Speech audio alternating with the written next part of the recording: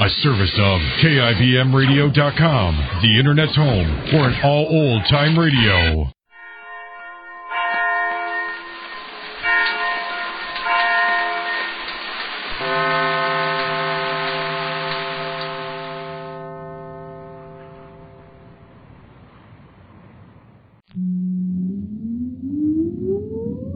Countdown for blast off.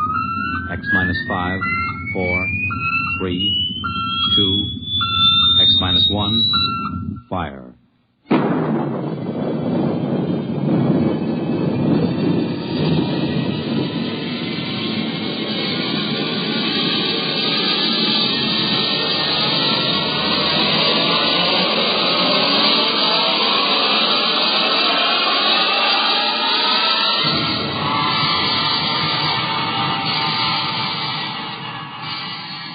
From the far horizons of the unknown come transcribed tales of new dimensions in time and space.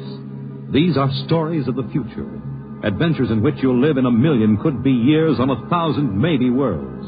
The National Broadcasting Company, in cooperation with Street and Smith, publishers of astounding science fiction, presents X minus 1.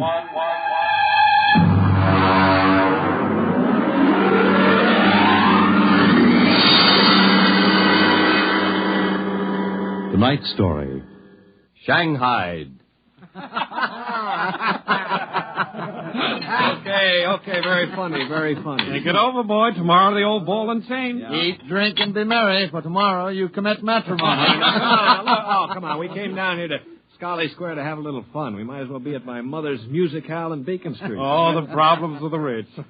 Tell me, Jeff, just where does the coffin fortune come from? Pirate treasure? No, I guess it started in Nantucket. My great something or other used to be a whaler. Oh, whalers! How she blows! A dead whale or a stove boat. Watch my trusty harpoon. hey, we'll look out for the fort.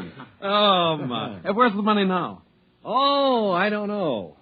We've got a lot of commercial holdings, mills, import-export outfits, rocket lines, you know. Mere trivia. All right, now look, why don't we get out of this dump?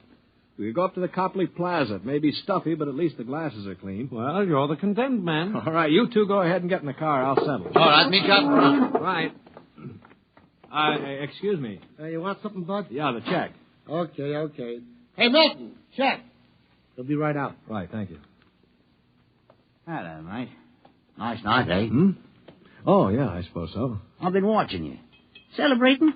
Sort of. Yes, so am I. Just got off a deep space run out to Centaurus. Oh, that's a 15-year run, isn't it? 15 and 3 blooming months. Mm-hmm. Well, how'd you know? You a spaceman? No, not exactly. Where's that check, barkeep? Hang on to your hat, Bud. Milton's slow, but he's sure. Fill it up, Charlie. Say, why don't you join me, matey? Yeah, Charlie. Oh, no, thank you. Oh, come on. Won't take off him, no. Well, celebrate whatever it is you're celebrating on me. Pour it, Charlie. Okay. Well, all right, thank you. I guess I might as well. Yeah. Cheers. Yeah, right. Cheers. Oh, what was that, Martin? Charlie's special brand, eh, Charlie? Yeah. Well. Oh, say, look, Charlie, would you get that waiter out here? I've got to meet. Hey, what's your hurry, matey? You got plenty of time. Sure. Sit down. Take it easy. You don't look so good. No, I don't feel so good. Now, sit right here. You feel chipper as a blooming grasshopper in a sec. No, I've got to get outside. The car's in a hurry. Where's the check? The check? Oh.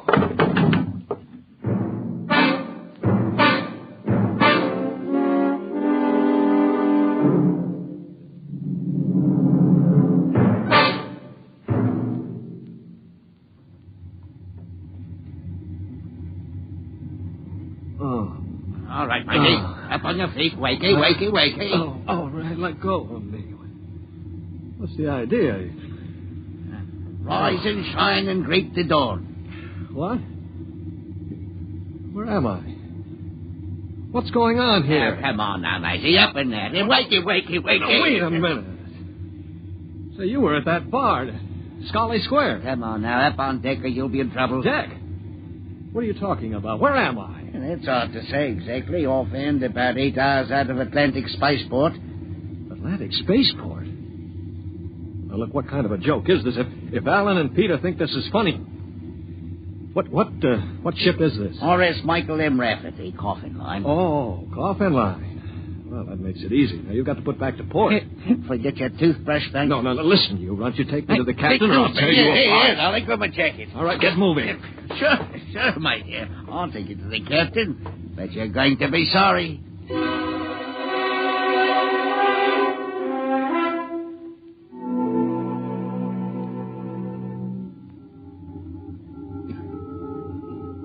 Martin, what the devil are you doing on the bridge? Get below before Right away, sir. Only this here gentleman asked to see you. Yeah, that's right, Captain. There's been a mistake made. I'm afraid it was supposed to be a joke. Oh? Yes, you see, I'm going to be married today, and I suppose the boys thought it'd be funny to make me miss the ceremony. I'm sure it won't be too much trouble to have you drop me off back at the Atlantic Spaceport. What? Martin, what is this? Well, it's simple, Captain. He wants you to turn the ship around, that's all. Now, look, if there's any trouble with your superior, I'm sure I can fix it up. You see, I'm Jeff Coffin. Yeah? Well, you don't understand. My father is Cyrus Coffin. He owns this ship. Oh, he does, Martin, get this drunk below. Now, just a minute. I can understand you not believing me, but I can identify my... Hey, where's my wallet? I've been robbed. Oh, now, look, Captain, wait a minute. All you have to do is radio back and check. Mr. Black, remove this man from the bridge. Yes, but... Aye, sir. You heard the captain, Buster. Oh, now, wait a minute. Let go of me. This is no way to treat a passenger. Passenger? Huh. Wake up, sonny boy. You're one of the crew. Now get below.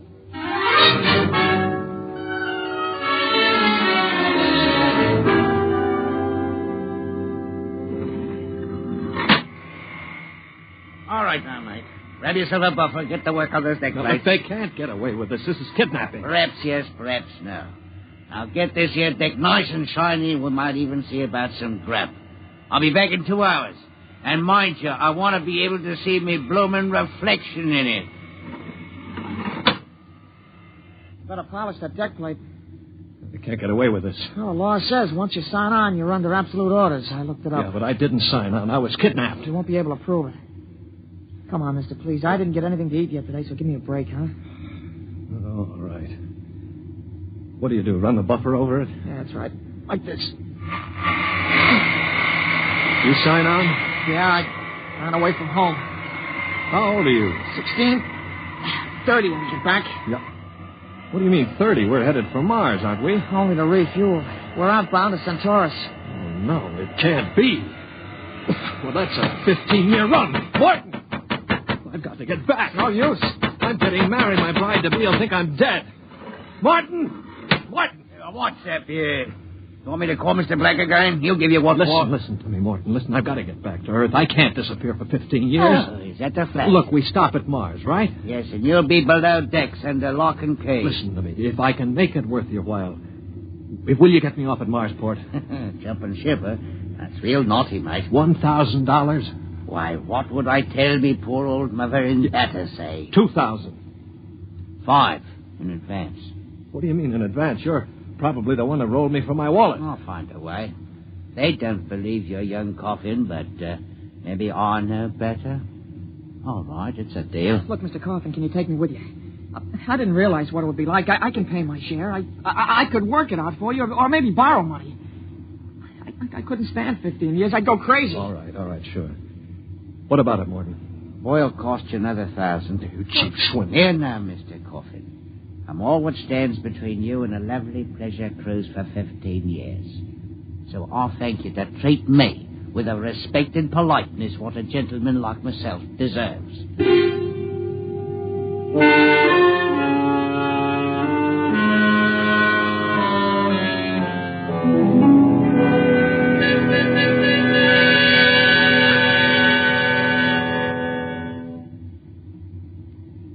Stand by.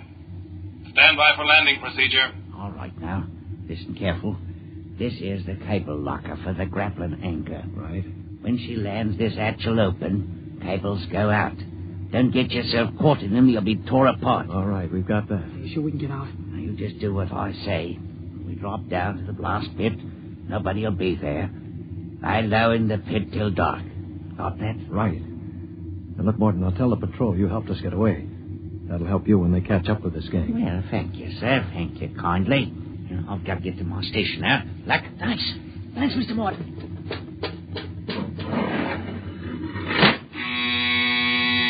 Well, there's a landing horn. Now keep clear of that cable, Joey. Here we go. Hold on tight. There goes the grappling cable. Yeah. All right, come on. Drop through the hatch. It's about 6 feet. All right, it's clear. Hurry up. Here I come. Oh. You all right? Yeah, twisted my ankle. It's all right. All right, there's the blast pit. Get going. Right. Well, we're all right so far. The ship hides us. Here's the pit. All right, now get down so they can't see you. Wait a minute. I hear somebody coming. Keep still. Hey, we better look. Look, if we stick our heads up over the edge, they'll see us short. Now keep down and keep still. I hear it.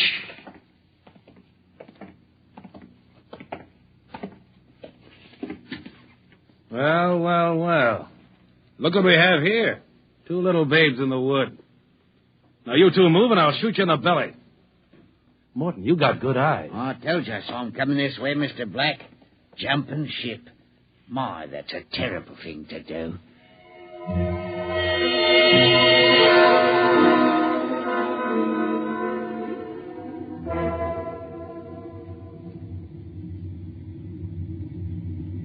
Mr. Black, inform the ship's company that these 2 men have been found guilty of attempted desertion. Desertion? You kidnapped me, you dirty crook. Don't you talk to Captain Howell that way. I'm sentencing them to 24 hours hull watch. Take them away. Morton, take him to the aft lock. I said. Calm down after 24 hours hull watch. What's hull watch? Very simple. We put you two in spacesuits, shove you through the airlock on the end of a line. You sit out there and watch the hull for 24 hours. No food, no water, and the eating units in those suits are just a little bit defective. Makes it interesting along about the 18th hour. Yeah, I'll bet. Here we are, gentlemen. The airlock. You get in there. Got 5 minutes to get into them suits before we blow the air out. See you in 24 hours. Maybe.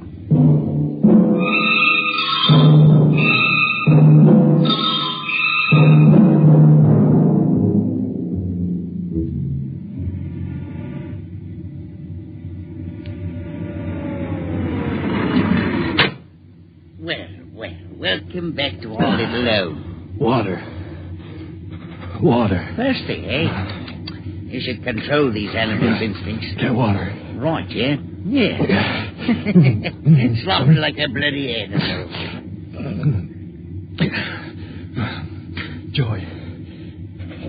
Joey passed out. Help him. He'll be all right. Teach a lesson, both of you. Take my advice and behave yourself. You've got 15 years to go on this here ship. You might as well make the best of it.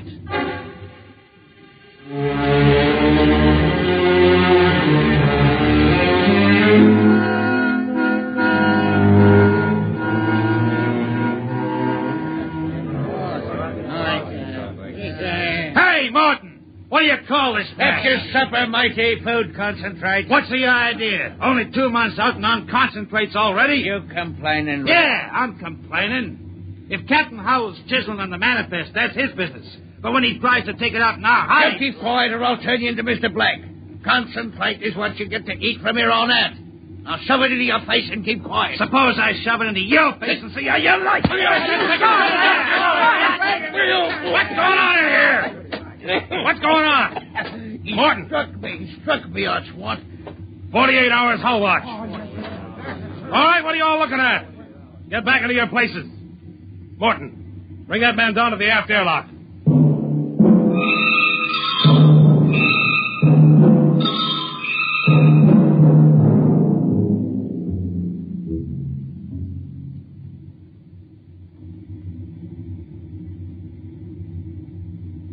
It's murder, that's what. Plain murder. Space Code gives a 30-hour limit for punishment. They didn't even have a burial.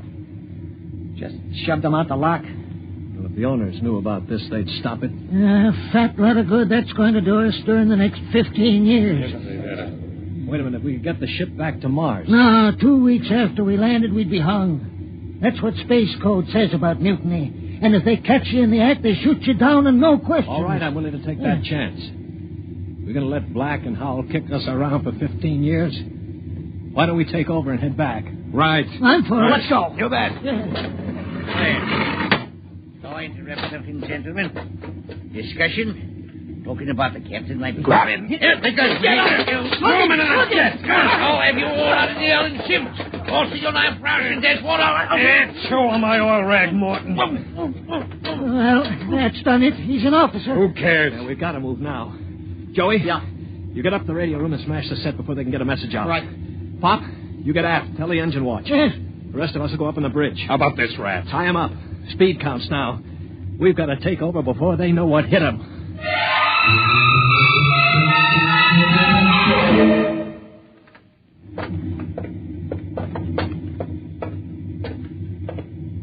All right, careful. We've got to surprise them. Don't worry, we'll get him cool. Yeah. Shh, quiet. Sparks were sending when I got in, but I knocked them out and smashed the set. We're okay. Good boy. All right, come on. Right past the bulkhead. Look out! The blast bulkhead. Yeah, we're cut off from the bridge. We'll never get through that. They must have found out somehow. The intercom. Black can turn it on from the bridge. He heard the whole thing. We better get out of here. What'll they do? I don't know. We've got all the controls up there. We can shut down the driver, but we can't steer. Yeah. We better dog down the hatch behind us. All right, men. Captain Howell's giving you 1 minute to give up quiet. In a pig's eye, Black. You'll hang for mutiny, every one of you. What do we do now? Quiet. They can hear everything on the intercom. I pull the jack out. That's the boy.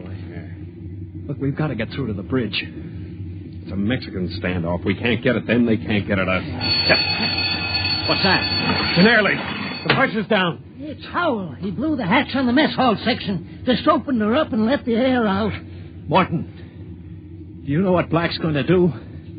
He's going to bleed off the air down here. Serve you all right. If I had my way, I'd see all out on the hull till you froze still. You're forgetting something, Morton. You're back here with us. What do you mean? If Black and Howell blow out compartments one by one or bleed the air off, you'll get it too. They'll take care of me. Don't you worry about that. Oh, you think so, huh? Joey? Yeah. Plug that intercom back in. Right. Captain? Captain, Giving up? we've got Morton back here. Yeah? If you try anything on us, he'll get it too. What am I supposed to do, cry? You don't care if he dies? That's his problem. We're going to drop the oxygen level 5%. Can't do that to me. Captain! It's unfortunate that you were captured, Martin, but the security of my ship comes first. You mean you don't care? You'd see me dead. Precisely. Well, you can't. It's murder, that's what. I'm not one of them. You can't kill me. You can't. Joey, pull the intercom plug. All right, there you are, Morton. They'd kill you just as soon as look at you. Now listen, we've got to get through that bulkhead. You know this ship. There must be some way. Morton, we're your only chance. Get us through the bulkhead. All right. All right, why shouldn't I? They'd kill me. Well, then there is a way to get through. An emergency release. Uh-huh. They don't tell crewmen about it to keep them from breaking through in an engine blast and leaking radiation to the bridge. Well, then let's get going. We've got to get through that bulkhead before Howell cuts the air down and gets us all.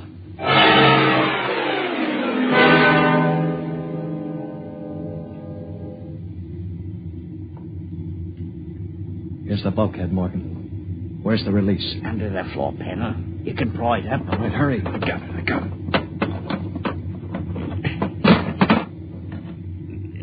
She's up. Wax on a K. Ready? All right, Morton. Open it up. Here goes. Morton! He's dead. Electrocuted, and the bulkhead's still closed. They didn't even get to turn that key. It killed him instantly. Harry. Yeah. Have you got your watch gloves? They're insulated. Oh, yeah, sure. Get Morton out of the way. Don't touch him, Joey. He's got the current through him. I'll shove him away with the gloves. All right, now.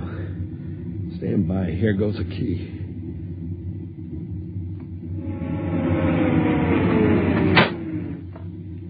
All right, let's go. Get him. Come on there! Stand back there! Come on, get him, stand back! All right, Flexi, are you like this? Grab the gun! Joey, look out! Let go of that gun, Hal. All right, hold them both. You don't have to worry about Black. I got him square with a wrench. We better tie up the captain. Yeah. Well, what do you think you're going to do now? We're going to turn around and go back home. I don't think so. I burned the navigation tapes, and none of you can recalculate them. Why, you You'll dirty- just wander in space till the fuel gives out. You'll die right here on this ship.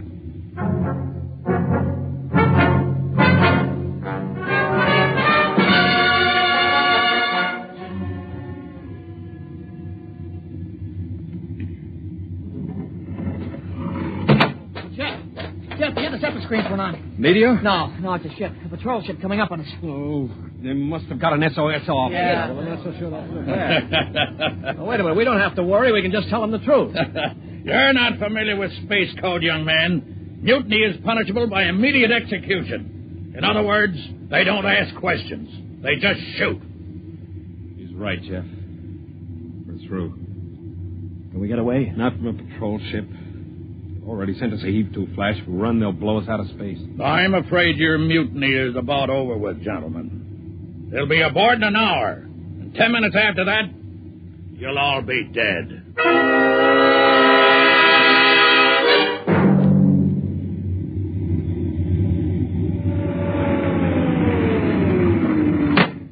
Nobody move. Sergeant, take a squad and secure the ship.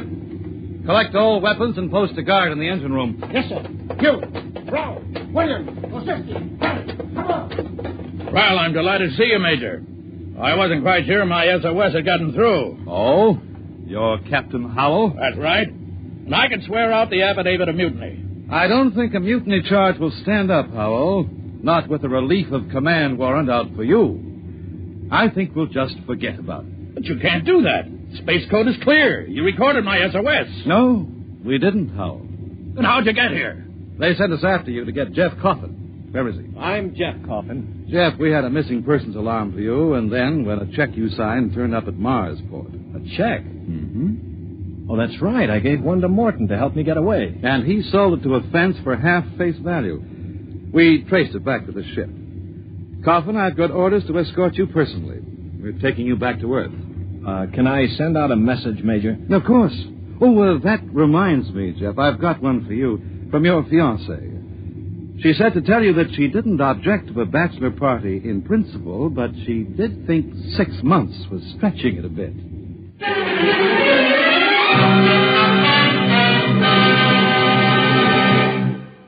You have just heard X-1, presented by the National Broadcasting Company in cooperation with Street & Smith, publishers of astounding science fiction. X-1 was an NBC Radio Network production.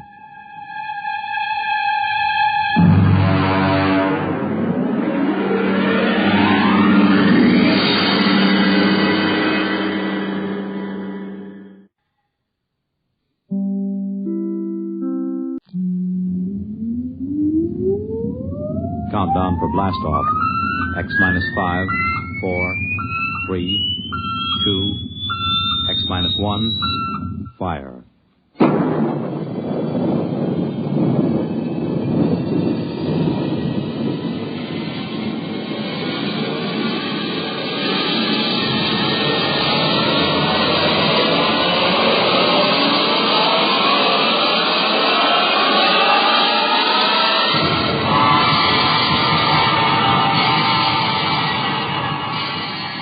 From the far horizons of the unknown come transcribed tales of new dimensions in time and space. These are stories of the future, adventures in which you'll live in a million could-be years on 1,000 maybe worlds. The National Broadcasting Company, in cooperation with Street & Smith, publishers of astounding science fiction, presents X-1.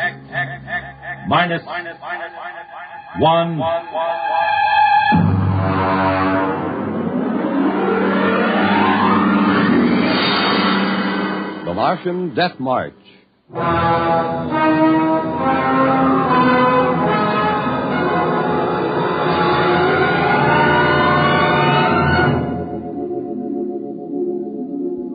I've always been interested in lost causes.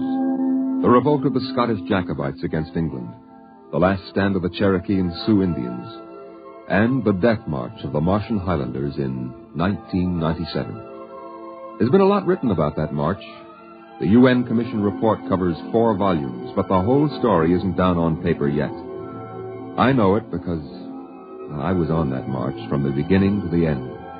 There's one part of the story that no one ever mentions. The Martian Death March of 97 was led by an Earthman.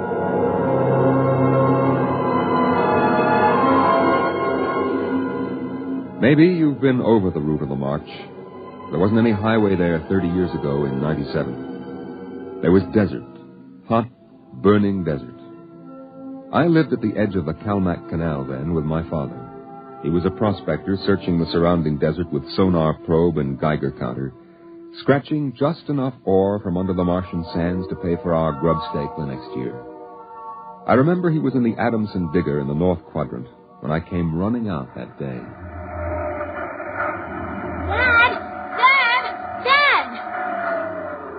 There's somebody coming, Dad, across the desert. You sure? I saw them. They're a couple of miles out. Well, how many cars? They're on foot. On foot across the desert? Honest, Dad. I saw them. Are you sure it wasn't a light reflection off the canal? No. It was dark against the sand. I don't like that. You run back and get the rifles out. I've got to pull the digger into the shed. Is there going to be fighting, Dad? I don't know. I got a whole year's ore piled out back in the bins, and I ain't going to lose it to no claim jumpers. You go back to the shack and break out those rifles and see they're loaded, you hear? And jump.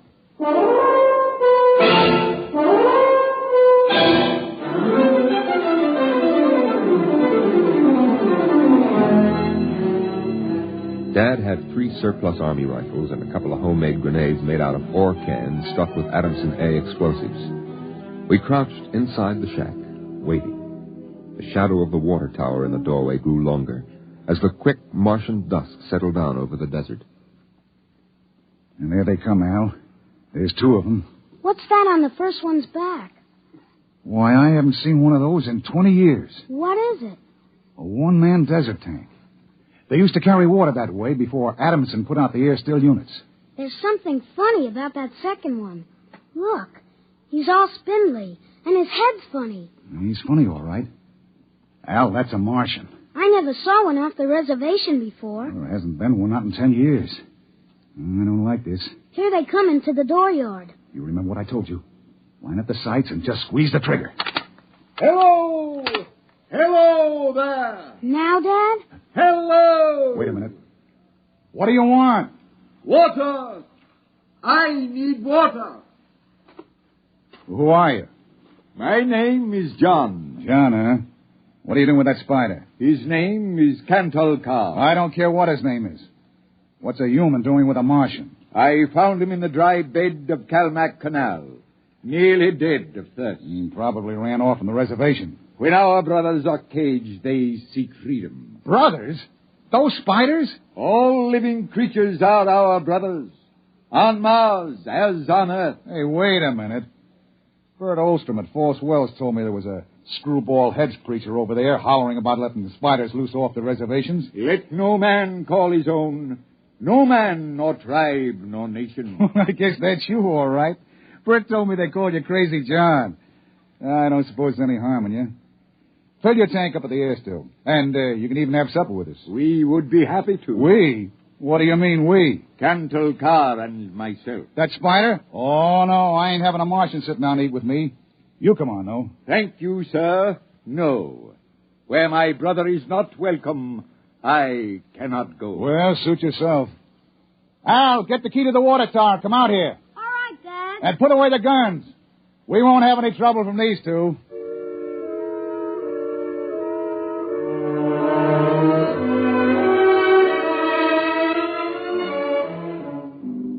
The old man filled his tank at the air-still tower, and the Martian went through the ash pile for half-burned fuel brick. When we went to the house for supper, I could see him silhouetted against the fire. The old man with his wild hair and beard, and the thin, spidery arms and legs of the Martian. Dad? What? Are all the Martians on the reservation? Yeah. All but a couple of wild ones in the mountains up north. The patrol catches a couple every year. Why? Well, they murder people. No, I mean, why are they on the reservation? Because it's the safest place to keep them, pest us all. How many are there? Oh, I don't know. A few thousand. They keep dying off. Why? Well, they catch earth diseases. Chicken pox almost wiped out the whole gang of them 2 years ago. Chicken pox? I had that. It didn't wipe me out. You ain't a Martian. I was born on Mars. Well, I mean you ain't one of those spiders. Now eat your food, it'll get cold. Okay. Dad. Oh, what now? Were the Martians always on the reservation? Well, since the Outpost 3 massacre, they have been. What was that? Oh, back before you were born, they lived wild in the mountains up north. Were they fierce? Fierce enough. Only place for them spiders, behind wire. Yeah, it sure is.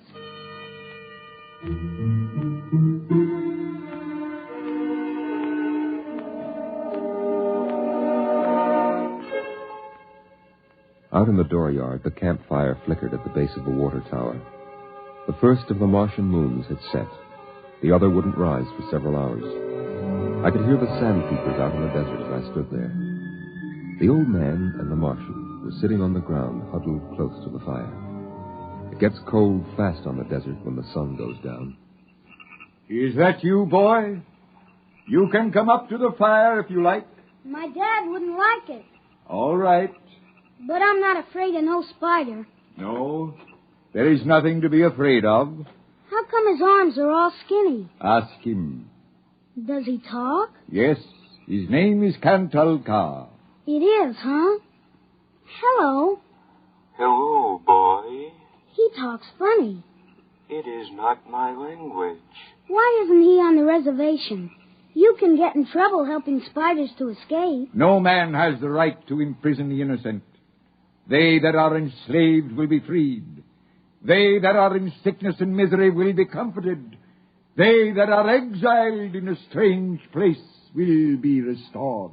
My dad says the spiders are treacherous, cowardly, murdering savages. That's what he says.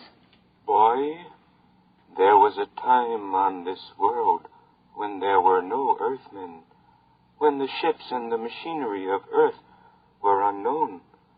Then the people of the highlands lived in peace. But today they are a handful, starving, dying behind the wire. But the reservation isn't so bad. Our home is in the mountains of the north, not the desert. I heard a voice which cried out to me in the desert, "Go to your brothers."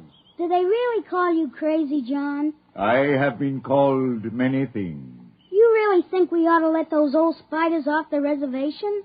Boy, we die here in the desert. We die in the sun and of the sicknesses you have brought from earth. That's 'cause Martians are just weak. I'll bet I could knock you down myself. You could. We are a different people.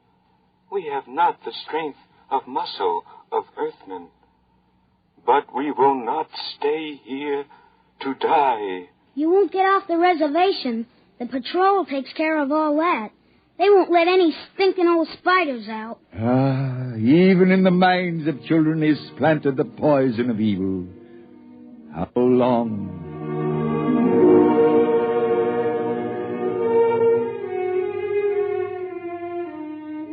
That night through the window, I could see the flicker of the old man's campfire.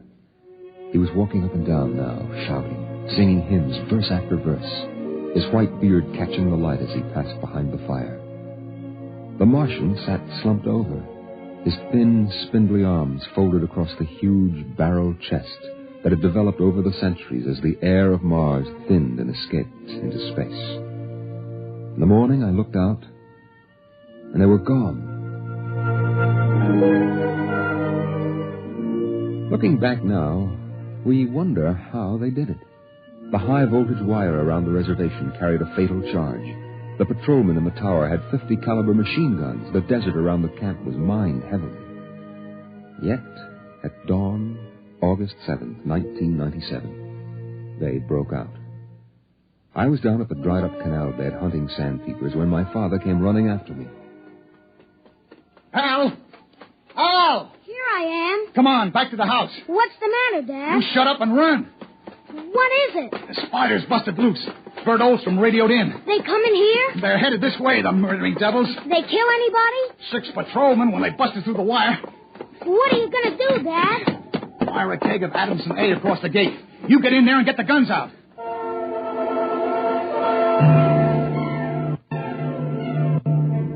I got the rifles and shoved a full clip in each one. Then I slipped a primer fuse on the homemade grenades and lugged them out to the porch. Dad was running lead wires back to a detonator from a half keg of Adamson A he'd set across the gate. There. And that's it. Now give me one of those rifles. Will they be here soon? You can see the dust over the rise. Murdering spiders. What'll they do? I don't know. Now make sure you get a good sight, Al. Don't waste any bullets. There they are, Dad. There they come. Oh, wait a minute. Hold up now. I want to get a good shot. Let him get closer. Dad, that's Crazy John up in front. There. He's taller than the spiders. You can see his beard. You're right. Oh, that renegade rat. He probably helped him break out of the reservation. Listen, Al. If anything happens to me, you ride out back to the shed. You can hide out in the empty ore bins till they go away. Now, you got that? All right, Dad. We're going to come in. The spider's shouting something, Dad. Probably a trick. Get down a little, Al. You're in the way. I got him clear now. Right in the head. Up a little now. Got him. Got him, Al. Dad, look out. They've got guns. Down. Get down. Oh, Dad. Get out, Al. Get out to the shed. Dad, you're hit. Go on. Those spiders are going to rush. Now get going. No, I can't let you. I want you to get out of here. You hear? Get out.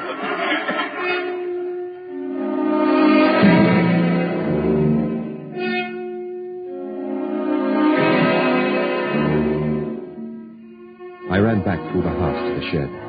Behind me, I could hear the Martians sweeping up to the dooryard. Then suddenly the ground shook, and I could feel the dull concussion waves hit my ears as the Adamson A exploded. I could hear the high, whispered screams of the Martians and the rattle of fragments on the metal roof of the shed. I dived into the empty ore bin and slammed the hatch almost shut. I sat there waiting. And then suddenly a shadow fell across the edge of light, and the hatch slid open on top of me. You leave me alone. I'll kill you. Boy, I've been looking for you. Where's my dad? What did you do to my dad? He's dead. You killed him. You and those spiders. I'll kill you. I'll kill all those stinking murdering spiders. They are our brothers, boy. Your father shot without warning, and the fire was returned against my orders. You mean you weren't going to attack us? Our brothers came in peace. They are going home to their mountains. We came to get water for the journey. You mean you just wanted water? You... Dad! John, the Earth Patrol will be following us soon. We must go. And the boy? We'll have to leave him here with water and supplies. No. The Earth Patrol would question him. We need the time. He goes with us.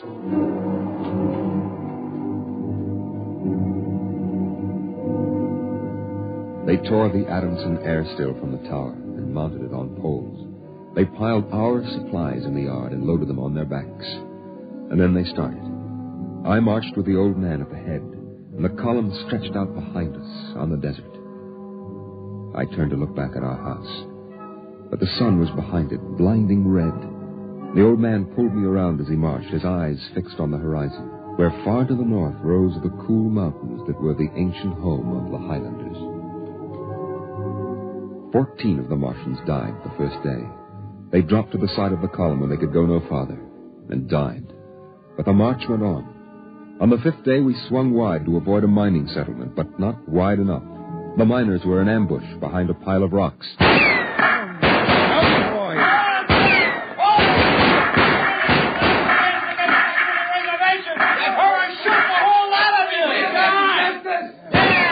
I shall lead them home. Home to the promised rest. Home to the mountains. March forward. March forward.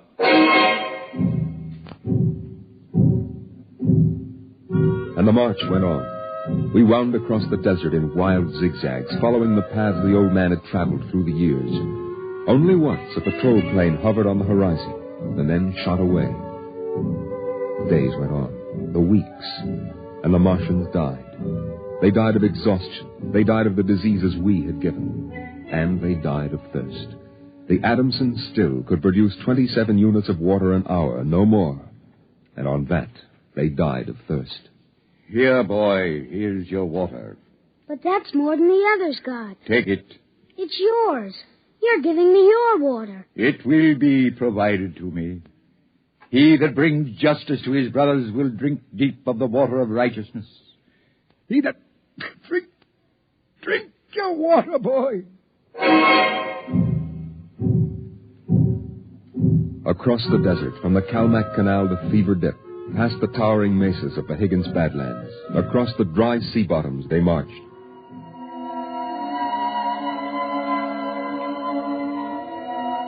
On the 54th day of the march, we halted at evening. The air was thinner, colder now. The rations had long since been exhausted. I lay down to sleep wrapped in the old man's coat. Early in the morning, before sunrise, I woke suddenly. The ground mist that had covered the desert the night before was lifting slowly. I saw the old man standing by the burned-out fire, the vapor swirling around his legs in the cold light of the false dawn, edging his wild beard. Go back to sleep, boy. I can't. The end is near. I have led them through the wilderness, dry shod across the seas, and before us lie the mountains. You mean we're almost there? When the mist is taken from the eyes of man, the place of refuge can be seen. You mean the mountains? It's over. We're there. I have led them to their home, and I must go back to the desert. You mean alone? Even now, I hear a voice in the wind. Carry the message to the men of earth. Bring to this new world the message of the old. All beings created in the universe are my brothers, and he that harms my brother harms me. Goodbye, boy. You'll be safe now. Goodbye, John. Goodbye.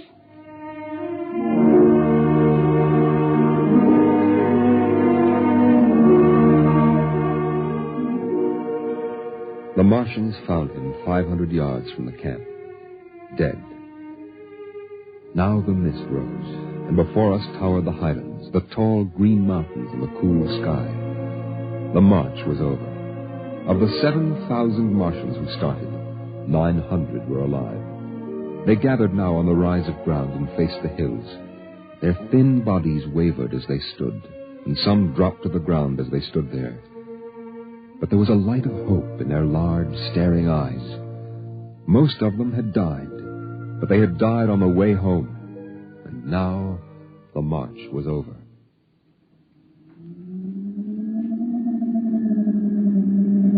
Then the patrol planes were spotted on the horizon, and within 10 minutes they had landed.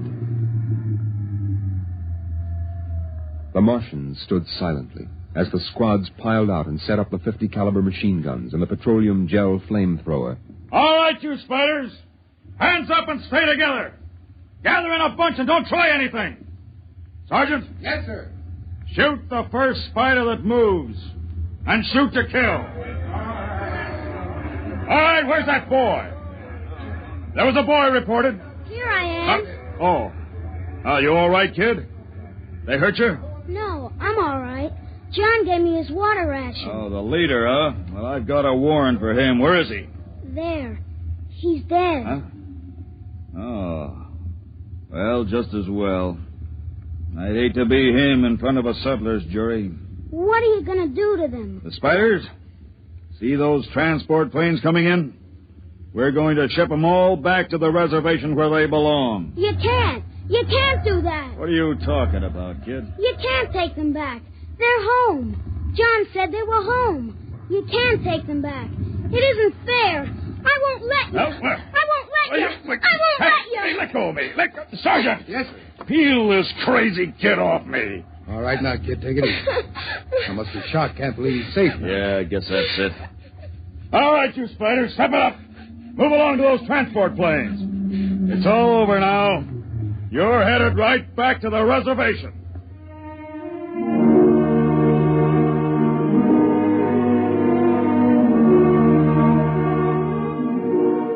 They separated them in groups of 50 and loaded them on the planes.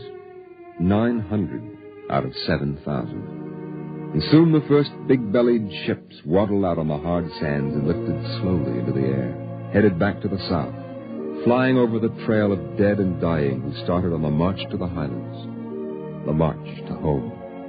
Don't worry about them spiders, kid. We'll take care of them. Come on now, kid. You'll feel better as soon as you get back to civilization. I looked once more at the green mountains towering through the mist. And then, just before the motor raced, I saw John. Crazy John propped up against a dognut bush where the Martians had placed him. The wind from the south gave the wild hair and beard a rippling life. He faced the hills, the home and rest he had promised his brothers, as he led them through the wilderness of Mars.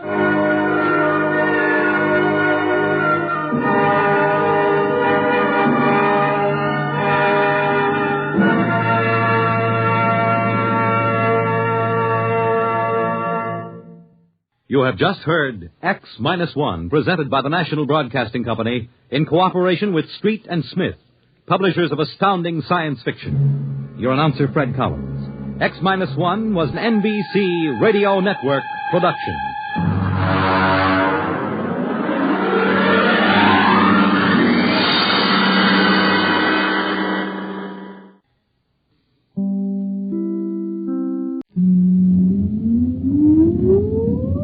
Countdown for blast off.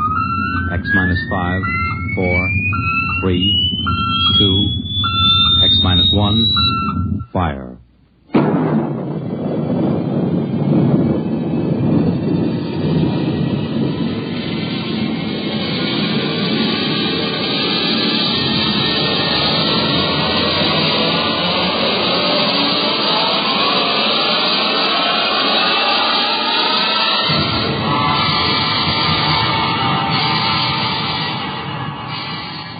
From the far horizons of the unknown come transcribed tales of new dimensions in time and space.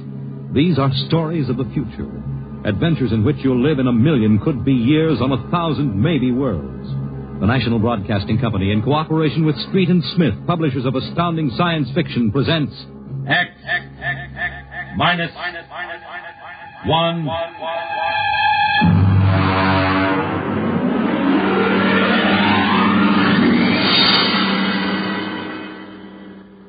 Tonight's story, The Castaways, by Ernest Kinoy.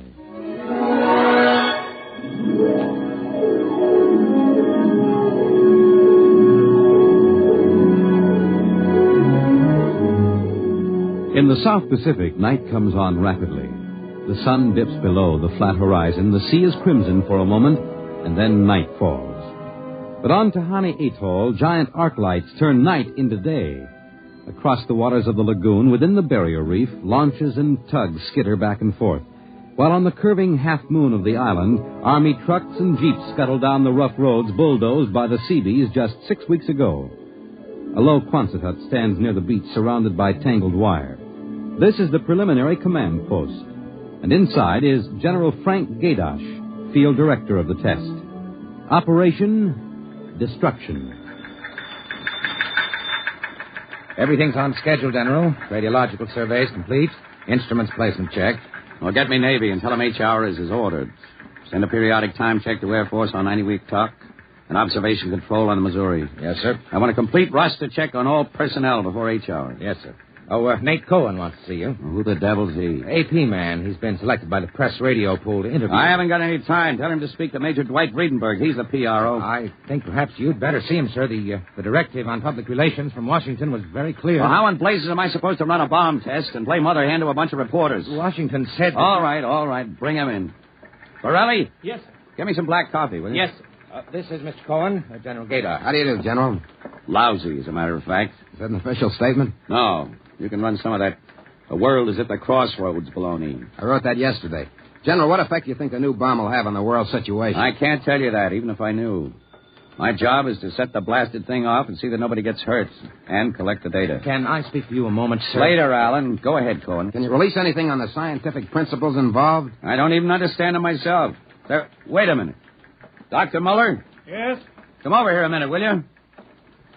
Cohen, this is Dr. Fred Muller, Civilian Scientific Director. He's the only one who knows what's inside that warhead. How do you do, Mr. Cohen? How about a statement, Doctor? Oh, I'm afraid all I'm allowed to say is that the bomb is new, it's extremely powerful, and off the record, it's very tricky and dangerous.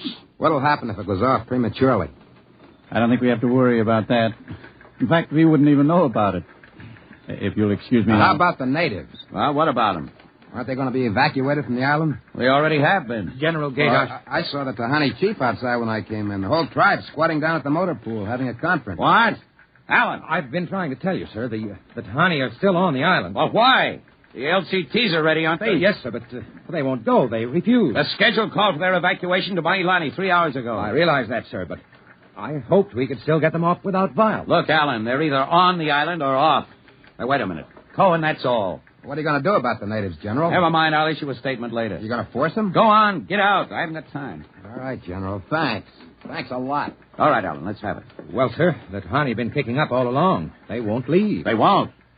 Do they know what's going to happen to the island? Do they know that we're going to blow it higher than the kites? I told the chief. He just said they won't go. They'll go, all right, if I have to... Yeah, hey, get him in here. The chief? Yeah, and that lieutenant who interprets. Yes. How do you like that, Dr. Muller? I haven't got enough trouble. You know, I feel rather sorry for the Tahani. Can't make much sense to them. We arrive and tell them they've got to get out. Look, I appreciate your finer feelings, Muller, but I can't let the Kanakas hold up the bomb test. They're not Kanakas, General. Captain Cook discovered the island in 1788. Well, what's the difference? Lieutenant Gilbert reporting, sir. Hey, look, I haven't got time for ceremony, Gilbert. Tell the chief he and his tribe have got to get off the island. We're providing homes for them on Mailani. Translate, Gilbert. The chief says you do not understand. Mailani is a bad island.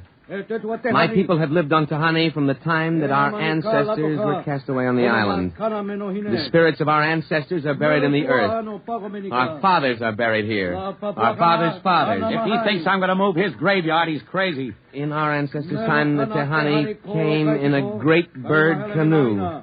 We were cast away on this island. We have made it our home. What right have you now to carry us over the sea to a strange land where we would die weeping for our homes? We will not go. By the waters of Babylon, there we sat down and we wept when we remembered Zion. Well, thank you, Dr. Muller. You're a great help. Say, Gilbert. Yes, sir. Tell him I have no choice. He's got till midnight to get his tribe on board those LCTs peacefully, or I'll have the Marine Detachment carry him aboard. Yes, sir. Isn't that rather harsh, General? After all, justice is on their side. We're preparing to blow up their island, and we haven't asked them about it. Dr. Muller, will you kindly confine yourself to the scientific aspects of this operation? I'll take care of administrative matters. If you could explain to them what's at stake here. Any further explaining I've got to do, I'll do with the Marine detachments. I'm not going to hold up my schedule. Well, Gilbert? I told him, sir. All right, get him out of here. I've had enough. Koala. What the devil's that? Some kind of a curse, sir. I can catch some of it. The island will remember the tears of its children and punish the invaders. The great destroyers will not destroy. And the evil man, who is the chief, will travel far through the blackness of night. Even as the children of the island end, so will he. All right, Gilbert, take him away. Yes, sir. Colonel Allen, get a detail from the Marine Detachment with tear gas and small arms down to the motor pool. And in 1 hour, have those natives on that transport, and I don't care how they do it. Is that my copy, Varelli? Yes, sir. They must know about the bomb. The great destroyer will not destroy. You worried about that curse? I should think you might be. He threatened you personally. If I were you, I'd carry a pistol till they got off the island. The chief looked as if he'd cheerfully strangle you with his bare hands. I'm supposed to end the way they do, huh? What's that? Probably the Tahani saying goodbye to their island. I think I'll go down to the motor pool. Well, stay out of the way. And get back here in an hour. We've got to have this wrapped up and headquarters moved out to the Missouri by dawn.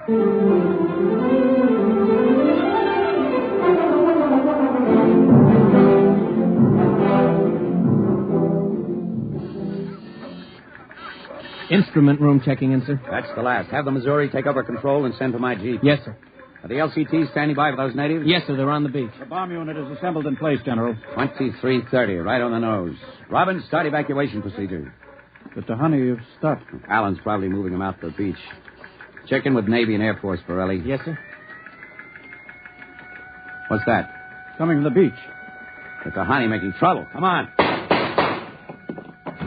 General. Hey, Joe. Gilbert, what is it? Colonel Allen ordered the Marines. Well, what happened? The natives just got up and started marching. Did they embark? You don't understand, sir. They marched up the cliff and right off into the lagoon. What? All of them, the women and the kids, too. They didn't even try to swim. What were you doing all this time, just standing around with your thumb in your mouth? Where was the Marine detachment? We couldn't stop them, sir. They just walked over the cliff. They didn't even scream, not even the kids. We sent the crash boats out, but we couldn't get them, any of them. The crazy idiots. Were there any reporters there? Well, Cohen and a life photographer. Well, get his film and hold it till I release it. What are you going to do, General? Postpone H hour? It's too late for that now. And calling H hour off isn't going to bring the natives back. 100 men, women, and children just walking into the water. It's horrible. I know. I'm not happy about it either. There's nothing we can do now. I gave him a chance to get off. I was just thinking about the curse the chief put on you. Even as the children of the island end, so will he. That's what he said to you, General. I know. I heard him. Your jeep's waiting, General. The great destroyer will not destroy. That must mean the bomb. Don't worry, Dr. Muller. It'll take more than a mumbo-jumbo curse from a native witch doctor to stop this operation. At H hour, that bomb goes off.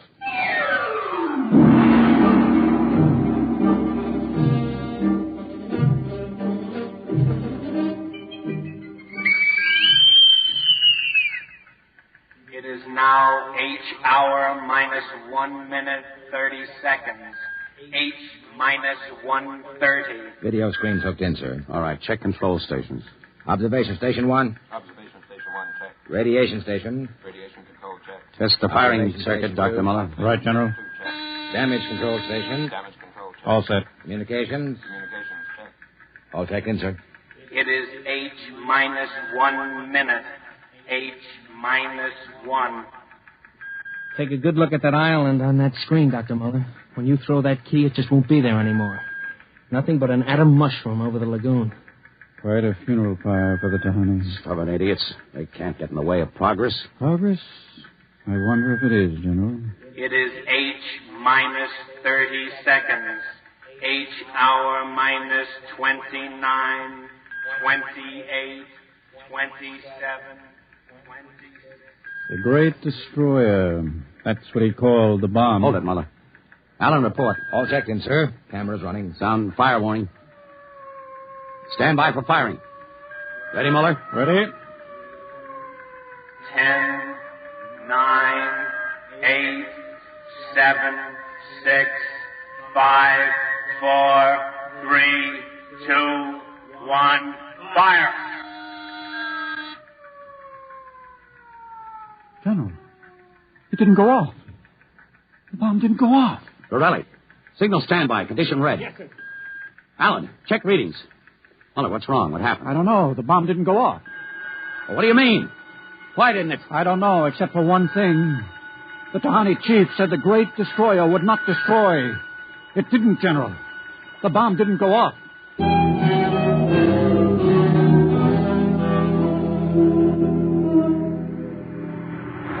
How about it, General? What happened? Have you got a statement? Nothing you can use, Cohen. Not till we find out what went wrong. Hey, who let you come aboard this ship? I walked on. You don't know why the bomb failed? It didn't fail. It just didn't go off. What's that tank thing on the deck, General? Undersea salvage unit, Mark IV. They call it a bottom crawler. Somebody going down? Well, that bomb is down there in the lagoon somewhere. Could go off at any second. Somebody's got to go down and find it and disarm it. That's a lovely job. Who's elected? I am. Wow. And Dr. Muller. He's the only one who knows how to dismantle it. All is ready, General. All right. Come on, Muller. I'm ready. Allen, as soon as we hit shallow water, get those gates open. We'll pull the crawler out. And then you get away in a hurry. If that bomb goes while we're working on it, I don't want any casualties. Yes, sir. Inside, Muller. All right. I'm in. Now, remember, get this LST out of the lagoon in a hurry. You got that, Allen? You take your orders from Admiral Yancey. Yes, sir. Good luck. Closing the hatch. The radar and Geiger counter warmed up, Muller. I was just thinking of something, General. That curse, part of it came true. The bomb didn't go off. Well? The second part of that curse was that you would end where they ended. That was at the bottom of the lagoon. What are you trying to do, Muller? Nothing. I was just thinking this crawler is going to take us right down there where the Tahani died. I'm not worried about a handful of dead natives, Muller. I'm worried about that bomb. Okay, they're opening the gate. Let's go.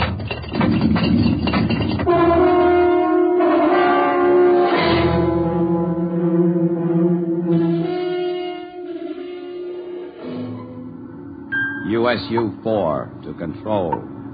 Depth 50 feet. Bottom sandy. Dropping off sharp. Anything on sonar, Muller? School of fish.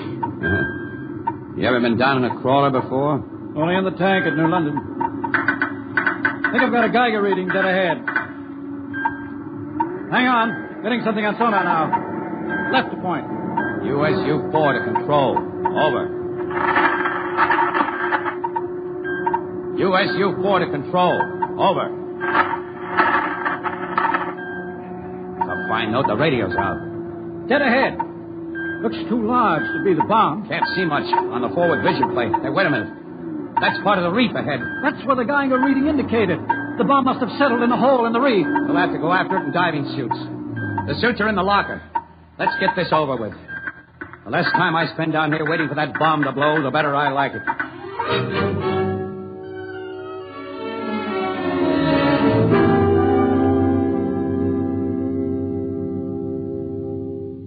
Muller, is your helmet clamped tight?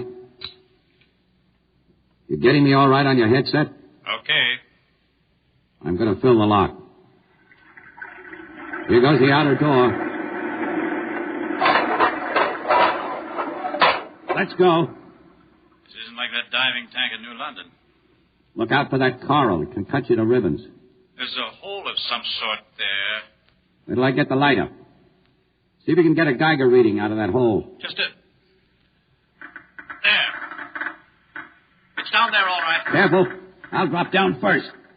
See anything down there? Muller, get down here fast. What is it? Find something? The bottom of this hole, it's metal, and the sides. But it's the coral reef. Look, welded joints. These are hull plates of some kind. Look out, above us. It's closing. Grab it. Too late. A metal hatch. It just slid over the top. This is impossible. What's going on? It's like an airlock.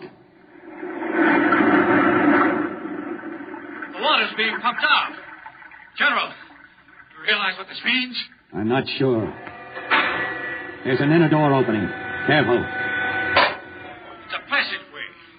What do we do now? There isn't much we can do. We can take off our helmets, though. The dial shows good air.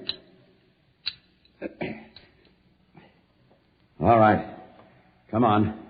What is this? An undersea fort? What's it doing here? What does it mean? Whatever it is, our bomb must be down here. Wait, there's someone there. I can't see. There's a shadow. Who is it? Who's there? Welcome, Dr. Muller. Welcome to our ship. We've been waiting for you. General, it can't be. You see it? It's the Tahani chief.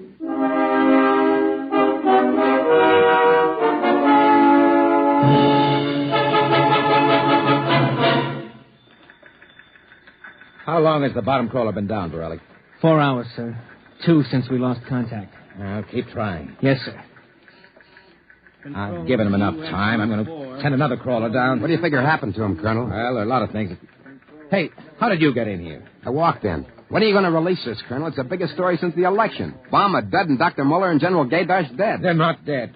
At least we don't know they are. As long as that bomb doesn't go off, there's still a chance. What happened? Early, condition red. Gilbert, radiation control into action. Get the hot squad into Tahani Lagoon as soon as it's cleared. And get me a PT boat with radiation screens. What is it, Colonel? What happened? The bomb must have blown. How about Muller and the General? If they were down there in that lagoon, you guessed. Now get out of my way. I'm busy.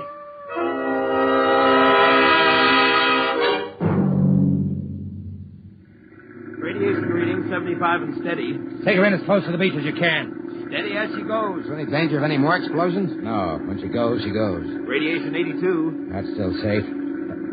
Cohen, is that something on the beach? Yeah. Looks like a body. Maybe you blew one of the Tahani back out of the lagoon. No, it's moving. Gilbert, glasses. Yes, sir. It's a man, all right. Head into the beach. Who is it, Colonel? Can't tell. He's in a diving suit. It's either Muller or General Gaydar.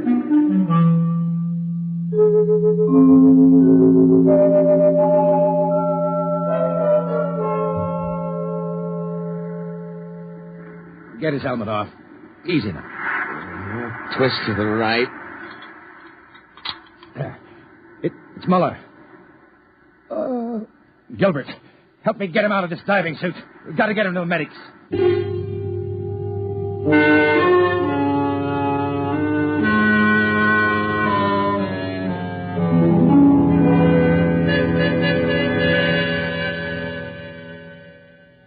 No radiation burns, superficial bruises, mild shock. He'll be all right, Colonel. Can he talk? For a while. Bomb go off. It didn't. He's still out of his head. Quiet, Cohen. Go on, Dr. Muller. What did you find? A ship. A giant metal ship there under the lagoon. A submarine? No. It was a spaceship. Spaceship? Camouflaged right next to the reef. When we went inside, we found the Tahani chief and all the tribe. Alive. What? They drowned in the lagoon. I saw them. No, they didn't commit suicide as we thought. They just dived underwater into the rocket airlock. Rocket? Airlocks? Now, look, Muller, I know you've suffered the shock, but... But it's true. It can't be. A spaceship built by Polynesian savages. But they're not savages. They're the Castaways. They're from another planet. Don't you understand? Their spaceship was wrecked here 400 years ago. They've been waiting ever since for a chance to go home. He's out of his mind. Better give him a sedative, Doctor. No, wait a minute, Colonel. Remember their story about the great bird canoe? Maybe there's something to the legend. Not a legend, it's true. They'd exhausted their fuel, came down out of space, couldn't find anything here on Earth to replace their fuel source until we developed atomic power. Atomic power? You mean they stole our bomb? That's right. Fished it out of the lagoon, hauled it aboard. Yes, but how could they convert it to atomic drive? They made me dismantle it for them at the point of a gun. Then just before they blasted off, they let me go. But what about the general? Remember the Tahani curse? I see. You mean they killed him? You don't understand. I said I dismantled that bomb at the point of a gun. It was General Gaydar who was holding the gun. What? He was one of them, one of their spies sent out to bring back the rocket fuel they needed. And the Tahani curse wasn't a curse at all. It said that when they left the island, so would he. You mean he's with them now? Yes. And after 400 years, the Castaways are going home.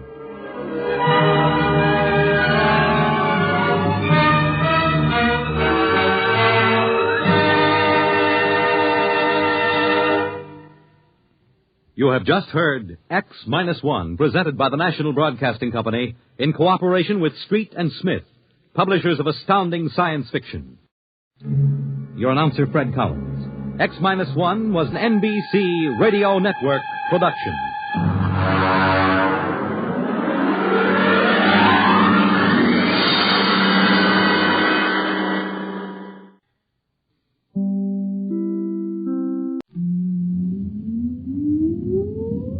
Countdown for blast off. X-5, 4, 3, 2, X-1, fire.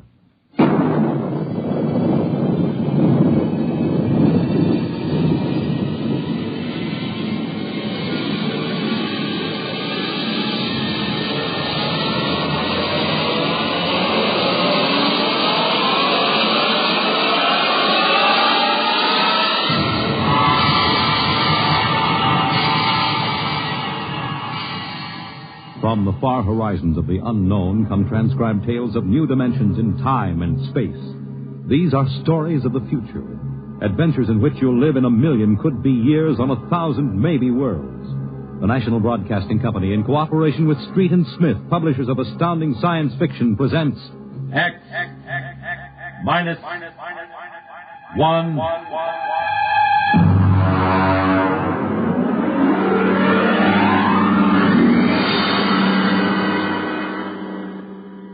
Tonight, the Ray Bradbury story entitled, And the Moon Be Still as Bright.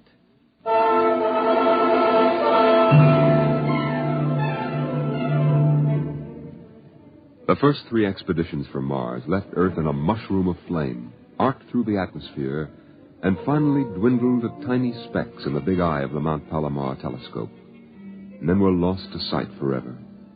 The prearranged landing signals flashed back to Earth, and then the radios went dead. One after the other, ships had disappeared and were never heard from again. But still the rockets came.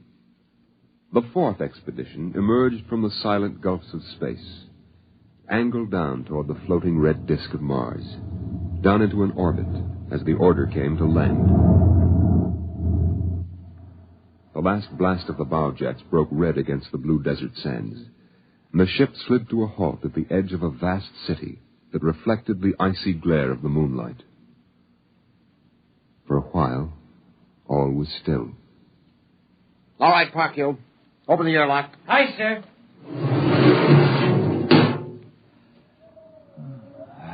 Fresh air. Hey, it's cold out here. Who cares? We got here. I thought I'd never hit solid ground again. Hey, how about a fire, Captain Wiley? It's freezing. Later. We have work to do. Oh, smell that air.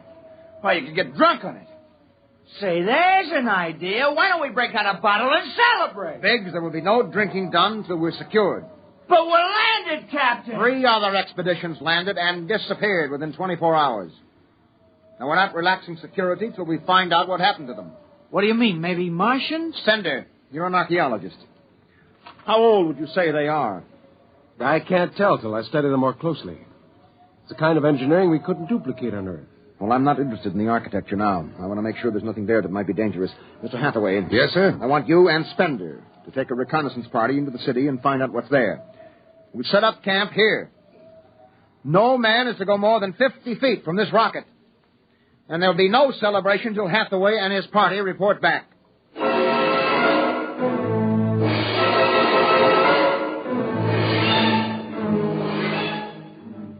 In the sea bottoms, the wind stirred along faint vapors, and from the mountains, great stone visages looked upon the silvery rocket and the small fire.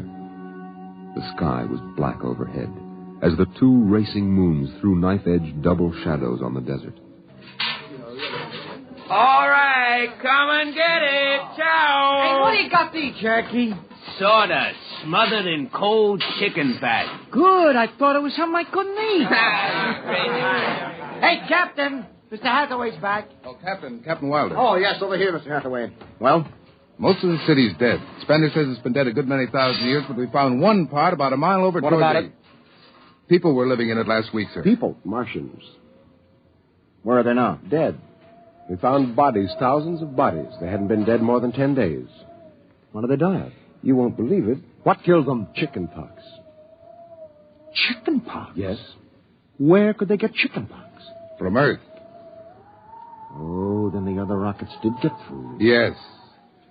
I don't know what the Martians did to them, but I sure know what they did to the Martians. They gave them chickenpox and wiped them out.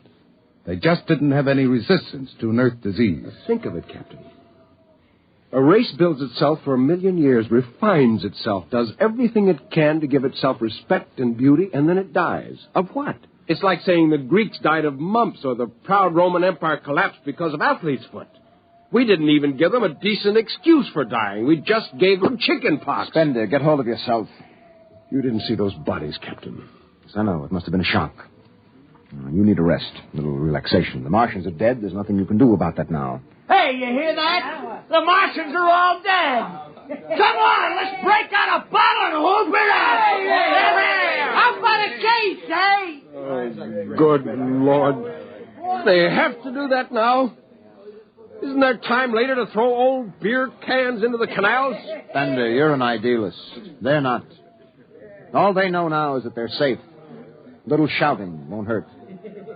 You think too much. I was safe on Mars. The first Earthmen on Mars. We gotta celebrate. Yahoo!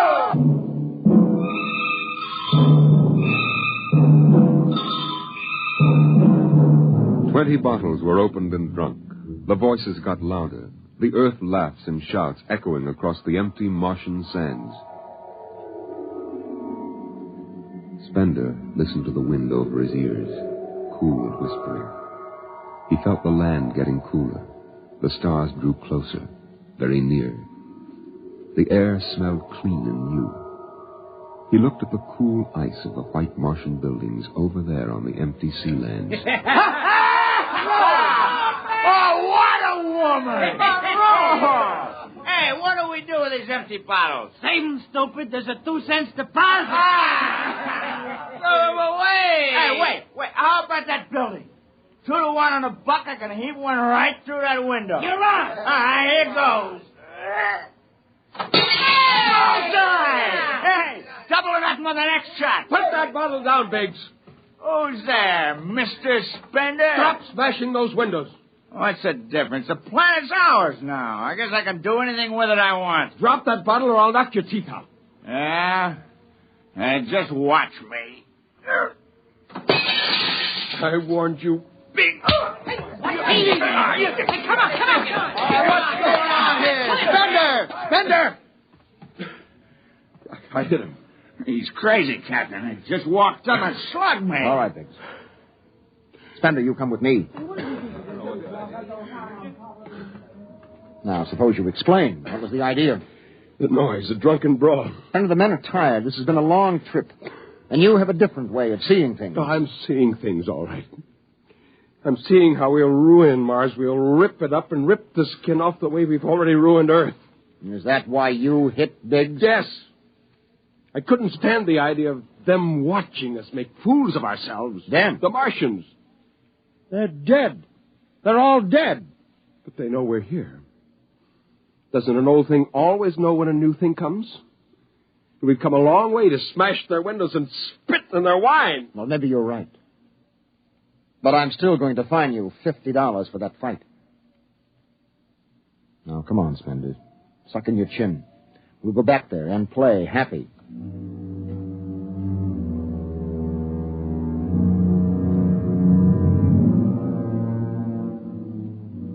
Now they moved out into the moonlight across the desert. They made their way into the dreaming, dead city. The light of the racing twin moons glinted on the barrel of a pistol, the long blade of a machete, the round, gurgling shape of a raised bottle. The wind blew in from the dead sea bottom and brushed through the silvery wire filigree of the towers. Strange music drifted down to the double-shadowed streets, a thin, haunted music that played as it had played through the uncounted years of time. Nobody moved. The moons held and froze them. The wind beat slowly around them. Hey, you people in the city! Biggs! I just want to make a little noise. What kind of a celebration is this, anyway? Come on. They built this city thousands of years ago. And now where are they? How did they die? Who cares? They're dead. That's good enough for me. Lord Byron. What? Lord Byron, a 19th century poet. He wrote a poem that fits this city. Might have been written by the last Martian poet. So we'll go no more a-roving so late into the night. Though the heart be still as loving, though the moon be still as bright. For the sword outwears its sheath, and the soul outwears its breast. And the heart must pause to breathe, and love itself must rest. Though the night was made for loving, and the day returns too soon, yet we'll go no more a-roving by the light of the moon.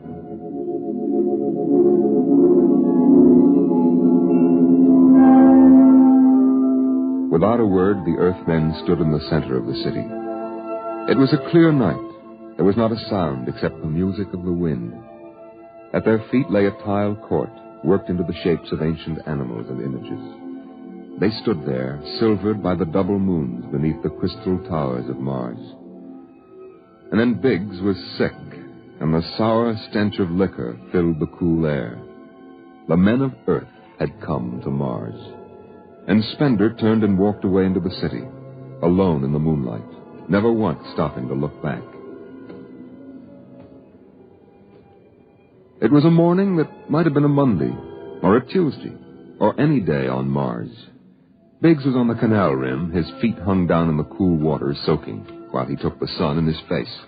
Hey, what are you doing back here, Biggs? Didn't you go out with the search party? Yeah. I come back. I got a blister. Oh, yeah. Yeah. What do you mean? Look. Look, Cherokee, see that? Anyway, I had enough searching. 4 days hunting for that screwball Spender. Didn't find him yet, huh? Oh, good riddance. Oh, my feet. I'm going to soak them in the canal.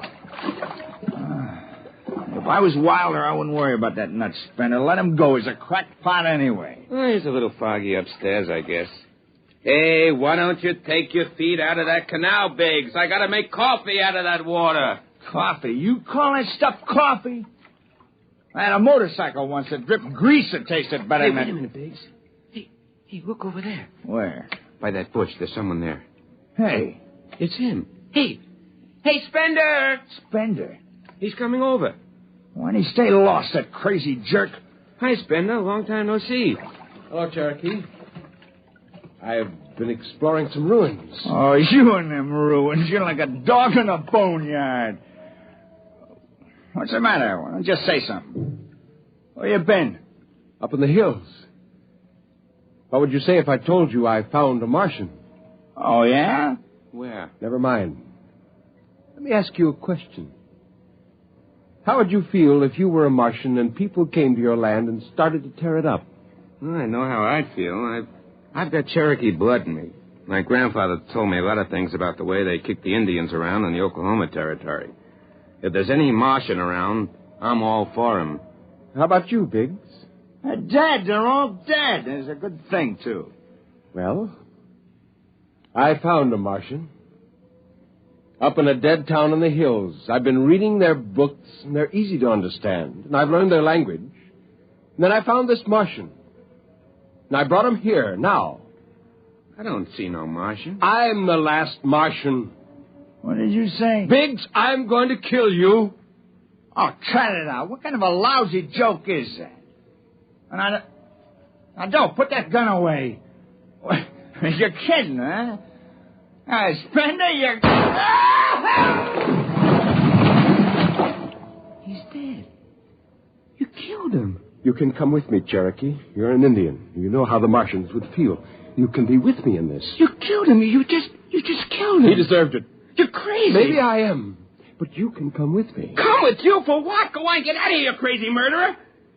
Of all of them, I thought you'd understand. I thought you'd remember what happened to your own people. Get out of here, you crazy murdering... Don't reach for the gun. Spender.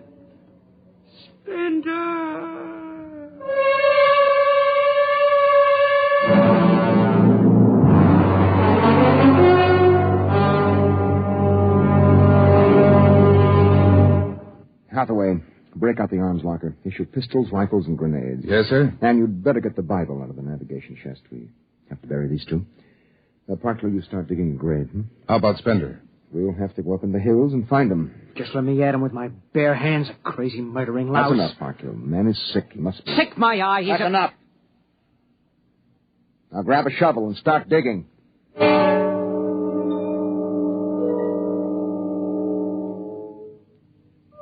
Spender saw the thin dust rising in the valley, and he knew the pursuit was beginning. The sun burned farther up the sky, and the blue sand drifted lazily across the sea bottom below. He sat beside a quiet pool 10,000 years old and held the silver book. Through the house played the strange wind music of ancient Mars, and he heard voices whisper in his mind.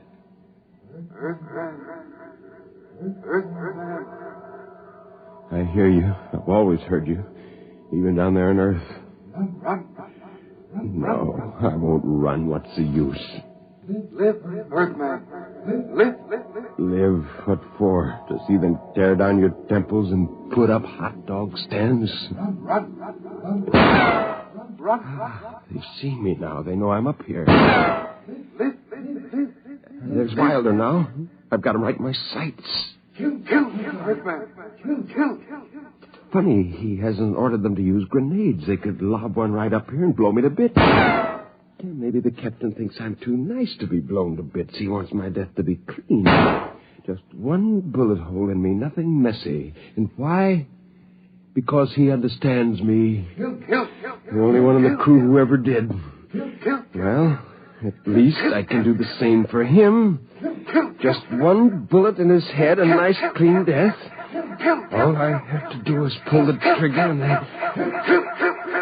It's no use. I can't do it to him. Spender! Spender! Can you hear me, Spender? I hear you, Captain. What do you want? Talk! Truce! All right. Come on up. Leave your gun down there and keep your hands up.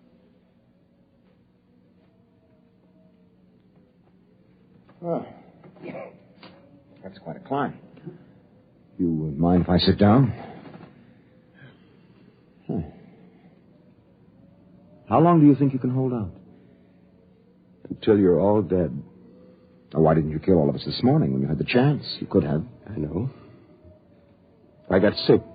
After I started killing people, I realized they were just fools and I shouldn't be killing them, but it was too late. So I came up here where I could get angry again. Why did you do it? When I was a kid, my folks took me to visit Mexico City. Now, always remember the way my father acted, loud and big. And my mother didn't like the people because she thought they didn't wash enough. I can see my mother and my father coming to Mars and acting the same way. Anything that's strange is no good to us. We aren't fit to take over this planet. But to kill 2 men. How would you feel if a Martian spit on the White House floor? You know, you haven't acted very civilized yourself. I'll kill you all off, Wilder. That'll delay the next rocket 5 years, and then I'll kill them, too. And if I'm lucky, I'll live to be 60. And I'll meet every expedition that lands on Mars. Oh, I'll be very friendly. I'll explain our rocket blew up one day. And then I'll kill them off.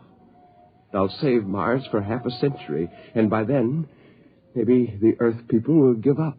And yet you're outnumbered. We already have you surrounded. In an hour, you'll be dead. If I found an underground passage, it'll take me back in the hills, Wilder. I'll go back there. And then I'll pick you off one by one. We'll see. Well, it's a nice town you've got here, Spender. It's beautiful. I'd like to live here. You can. Join me. You're not like them. Why go back to them, Captain? I'll show you what a good life these people had. No, there's too much earth blood in me. I may even agree with you about all this, but that does not change what I must do. You won't stay? No. This is your last chance, Spender. Look, you're sick. Now come along with me quietly. No. One last thing. If you win, do me a favor. Try to see that they don't tear this planet apart. Right. And if it helps, just think of me as a very crazy fellow who went berserk one summer day. Be easier on you that way. Now I'll think that over. So long, Spender. Bye, Captain. Good luck.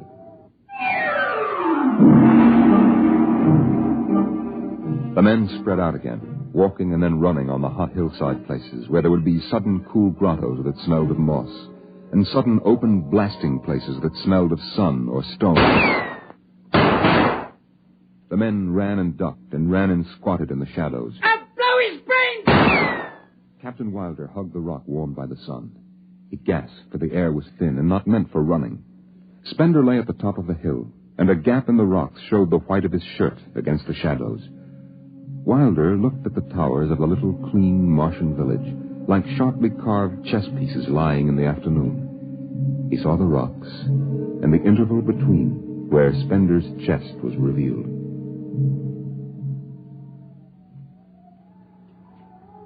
Go on, Spender. Get out. We've only got a few seconds to escape. Go on, get out of the caves. Come back later. You go now. I've got to win this. I've got to think that I'm right. Pull this trigger.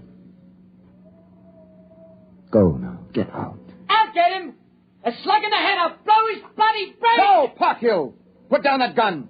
I'll do this myself. Spender. Why didn't you get out? Why? Why? Why?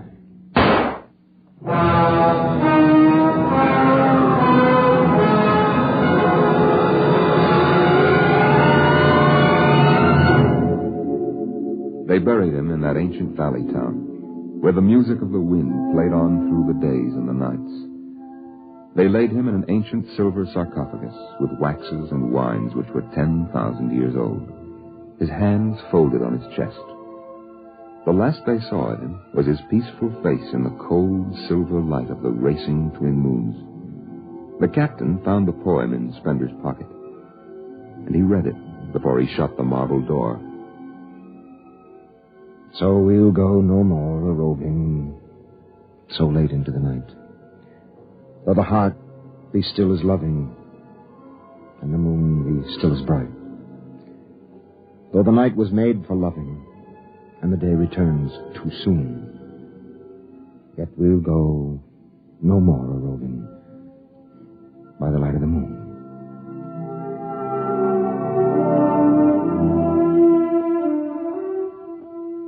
The next afternoon, Parkhill did some target practice in one of the dead cities, shooting out the crystal windows and blowing the tops off the fragile towers. Captain Wilder caught Parkhill and nearly knocked his teeth out.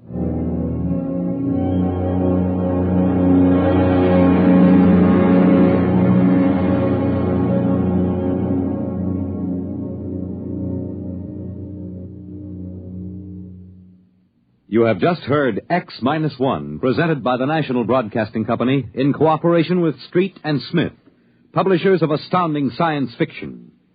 Tonight, by transcription, X-1 has brought you the Ray Bradbury story, And the Moon Be Still as Bright, adapted for radio by Ernest Kenoy. Featured in the cast were John Larkin, Clark Gordon, Dick Hamilton, Nelson Olmsted, Lawrence Kerr, and Stan Early. Your narrator was Norman Rose.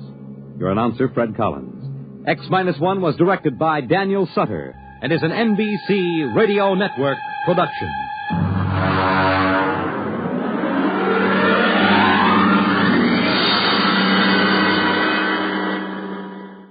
X-1.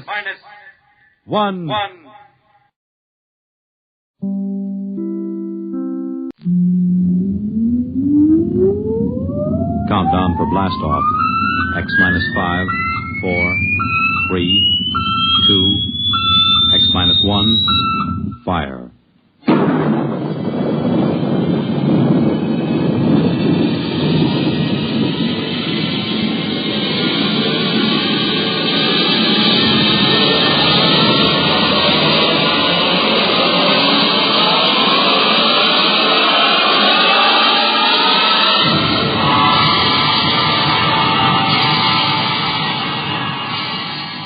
From the far horizons of the unknown come transcribed tales of new dimensions in time and space. These are stories of the future, adventures in which you'll live in 1,000,000 could-be years on 1,000 maybe worlds. The National Broadcasting Company, in cooperation with Street and Smith, publishers of astounding science fiction, presents X-1.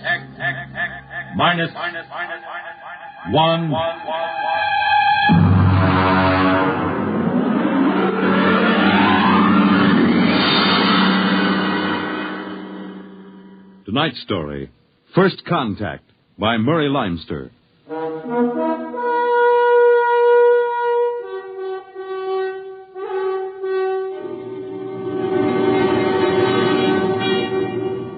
They had been in space 6 months now, moving with the incredibly faster-than-light speed of the overdrive. In 6 months, they had gone from Earth outward and outward to the crab-like nebula with the twin stars. A routine flight of exploration and scientific research. Solid object about 90,000 miles away, sir. Located, Dort. Exactly. Identify it. A small object, sir. Captain, I've never seen anything like this before. Whatever it is out there is coming toward us at an incredible speed and retreating to zero just as rapidly. What's the mass of the object, Dort? Well, it varies with the distance from us, sir. Step up the scanners. Nothing, sir. Absolutely nothing shows out there. And yet there must be something. Those alarms are foolproof. Action stations, man all weapons. Condition of extreme alert in all departments immediately. Captain, what is it? Dort, I ran into the same thing once before on the Earth-Mars run. We were being located by another ship, and their locator beam was the same frequency as ours. Every time it hit, it registered as something solid and monstrous. But, Captain, we're the only Earth ship in 18 light years around. How? I didn't say it was another Earth ship out there, Dort. Another race? That's right. There's a spaceship out there, all right. But it's not manned by human beings.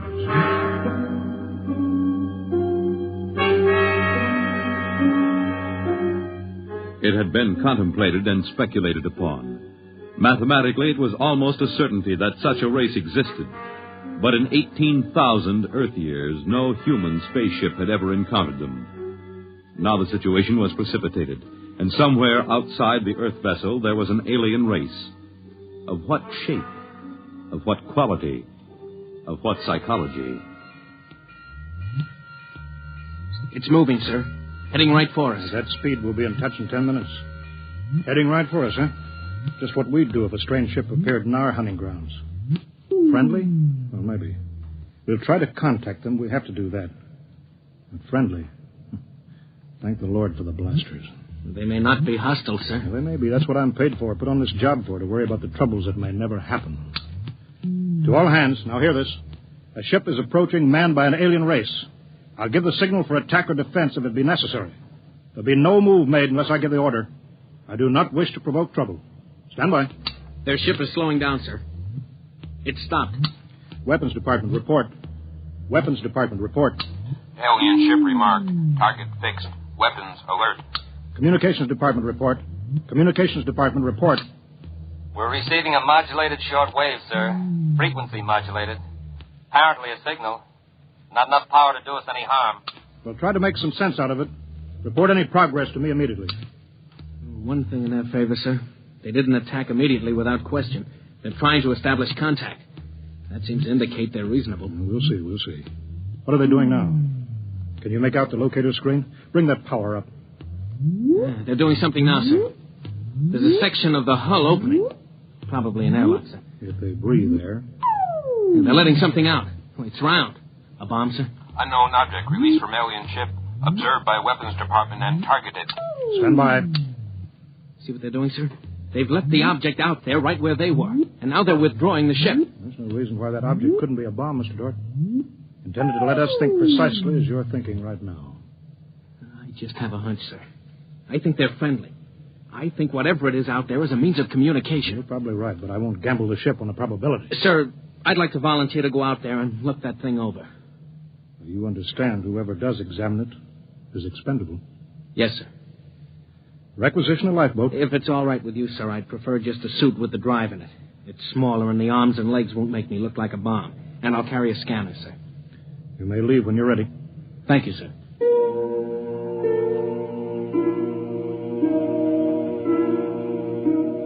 I'm all ready. Clear the lock and let me out.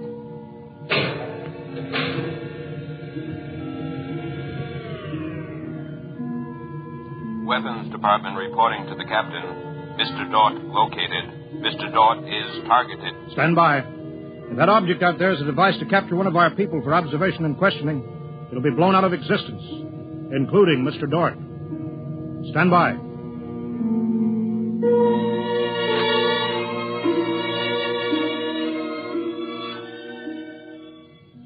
Mr. Dort. Mr. Dort. Report. Object, as you can see on the scanner, sir, is covered with many small horns, like the detonating horns of the obsolete mines formerly used in naval warfare. Is that their purpose, do you assume, Mr. Dort? I'm going to find out, sir. I'm going to grab one. Mr. Dort. I'm here, sir. I don't think this is a mine. Circle it so we can see it completely through your scanner. Deadlock, sir.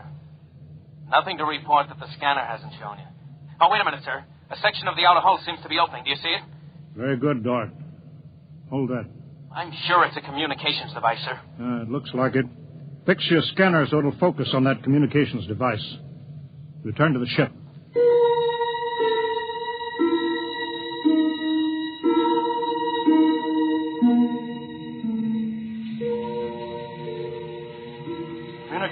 Department, Communications Department. Progress report, please. We've established communication, sir. Is there a psychologist on the team down there with you? Yes, sir. Mr. Burns is working with us. Will both of you please report to the bridge at once?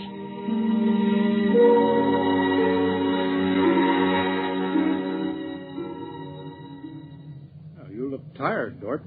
We've established fairly satisfactory communication, sir. They seem to have highly developed thought patterns. We got a satisfactory translation from the machine on the fourth attempt. We can say almost anything we want to say to each other now. Of course, how much of what they tell us is the truth, we have no way of knowing. Mr. Burns, you're the psychologist. What do you think? Well, I don't know, sir. They seem to be completely direct. They haven't let slip even a hint of the tenseness we know exists. They act as if they were setting up a means of communication for friendly conversation, but, well, there's an overtone that... Yeah? Well, Mr. Burns, I have a decision to make. On the one hand, opening contact with the friendly people of a vastly different culture could only be beneficial to us of Earth. On the other hand, if they're hostile, I ought to blast them out of existence without any other preliminaries. Oh, but, sir, you can't... I'm not talking to you, Dort. It's not warranted yet, sir. Yes. Now, hear this, all departments. Hear this, all departments. This ship is on an extended alert. Provisions will be made so that personnel can have maximum rest and nourishment.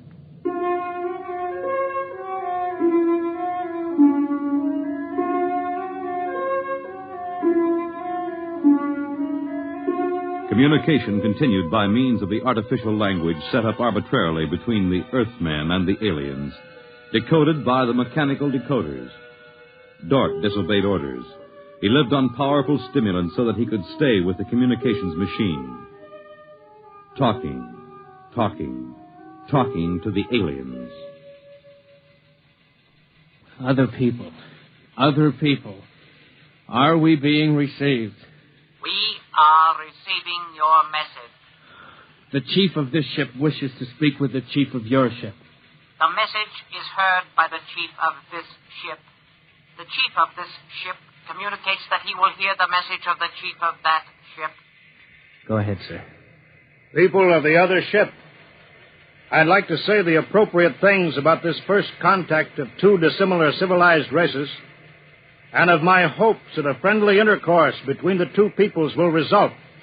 People of that ship, what you say is all very well, but is there any way for us to let each other go home alive? That's all, sir. They've stopped sending. Very direct people. Very direct. But, sir, I don't follow. I didn't know what that meant. Is there any way for us to let each other go home alive? It means what it says, Dort. Sir, what's to stop us from just cutting communication and leaving, and they can do likewise? What's to stop us? Simply that whichever ship leaves first will be followed by the other. If they find Earth and get back to their own planet and we don't know where that planet is, Earth will be completely at their mercy. If they leave first, we'll follow them. We'll attempt to find their home planet. Dort, could you swear to any decision that the policymakers on Earth will come to? Sir, even if they do follow us, the closer we get to home, the more of our ships and weapons they'll face. They'd never get away. Well, how do you know that they can't communicate with their home planet without returning? We can't, sir. How do you know they can't? I don't, sir. Mm-hmm, so that's the situation. We'll sit out here, facing each other, trying to outguess each other, until time wears us out. And we'll have to face the fact. Either they destroy us or we destroy them. Navigation officer, attention. Navigation officer, attention. Every star map on this ship is to be prepared for instant destruction. The chief of this ship wishes to know whether the chief of that ship can suggest an answer to the problem concerning us both. Do you want me to answer that, sir? I'll answer it myself. Tell me when to talk. Now, sir. I am giving that matter personal attention. Every effort will be bent to the solution of this problem. Will you consider a temporary truce in the meantime? What would a truce gain? Could we trust you? Would you trust us? I suggest that we continue as we have up to this particle of time. I agree. Sign off, George.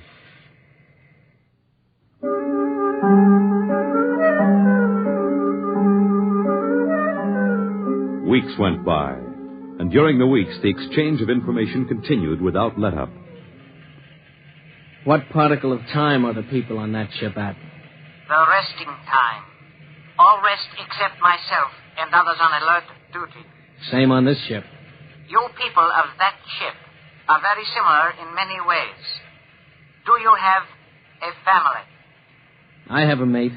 I have a mate and 3 offspring. It is too bad for them, as well as us, to have to kill each other. This ship can't see any way out of it. Can that ship? If we could believe each ship, yes. Our chief would like it. But we can't believe you, and you are afraid that we do not tell truth, although we do. This ship would trail you home if this ship were able to. That ship would do the same.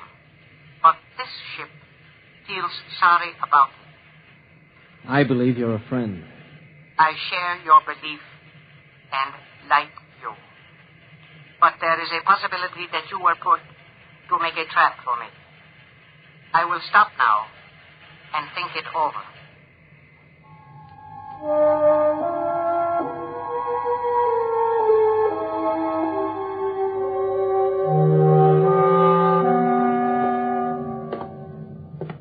Just sit down, Dort. Control yourself. We're all under tension.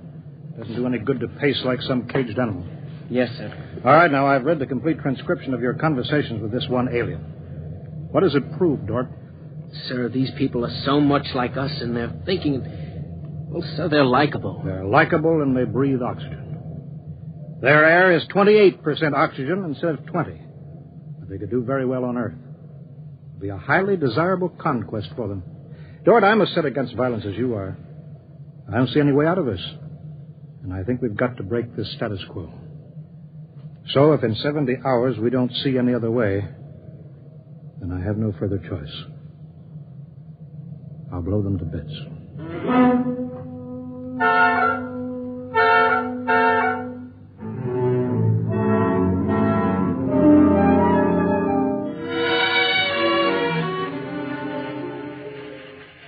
Will that ship receive communications? Will that ship receive communications? This ship is listening. It seems to me better to communicate than to sit by the machine silently. I would have called you, but you signed off before. The problem goes around and around. I find no answer. Perhaps we could turn our thoughts to other things. The psychologist of this ship tells us that you people on that ship have a threshold of tolerance to tension. He tells us that you will be forced to take one action or another in a period of less than 100 time particles. I have no communication on this matter. Well, the ship is not trying to extract unwilling information from that ship. A truth is mentioned in passing. A report of this conversation will be carried to the chief of this ship. It would be so. We are prepared. If only the people of this ship could meet in direct contact with the people of that ship, it might be better. We could not communicate there. The communications machine is too large to carry from place to place. In direct contact, the peoples of the two ships would be further apart than now. That's true. I am sad. Much that is pleasant has passed between us. I am sad, too. We are not yet ready for each other. We are not yet ready for each other. It's hard, isn't it, Dort? Well, Captain, I'm sorry. I didn't know you were here, sir. I've been here for quite a while. Eavesdropping, I'm afraid. It's all right, sir. Nothing can be personal in a situation like this. Yeah, that's right. How long is 100 time particles, Dort? Pardon, sir? That reference he made to us not being able to stand tension is interesting.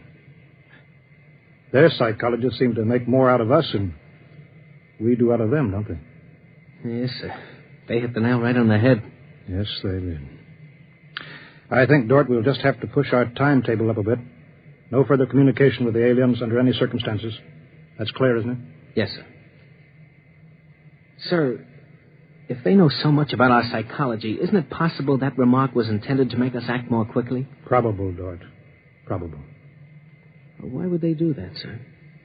Why? You tell me why, Dort. All of a sudden, I have an idea, sir. And it's crazy. It doesn't matter how crazy. I'll listen to it. Sir, I think these people are playing some kind of a joke on us. Joke? A joke, Dort? Yes, sir. Over and over again, I've noticed what I think is a sense of humor. A highly developed sense of humor. Do you recall when we went to all the trouble to set up a fictitious star map and then they just sent us back a mirror image of the same one? I think somehow they're playing a joke on us. Well, maybe you're right. In which case, you've seen practical jokers, Dort. Their jokes aren't always funny. Sometimes they hurt people.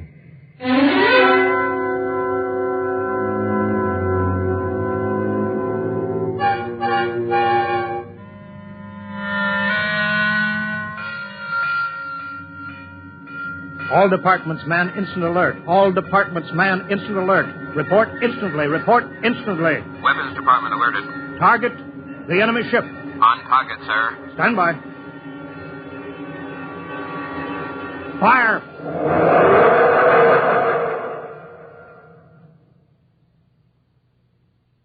They're gone, sir. Not a trace of them left. Not a tiny trace. Now we can go home.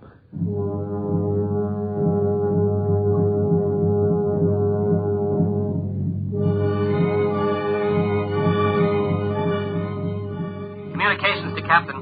Communications to Captain. Report. Sir, I'm picking up new signals.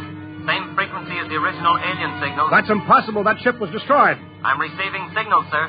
Set the machine up. We'll be down there in a minute. Mr. Dort, come with me, please.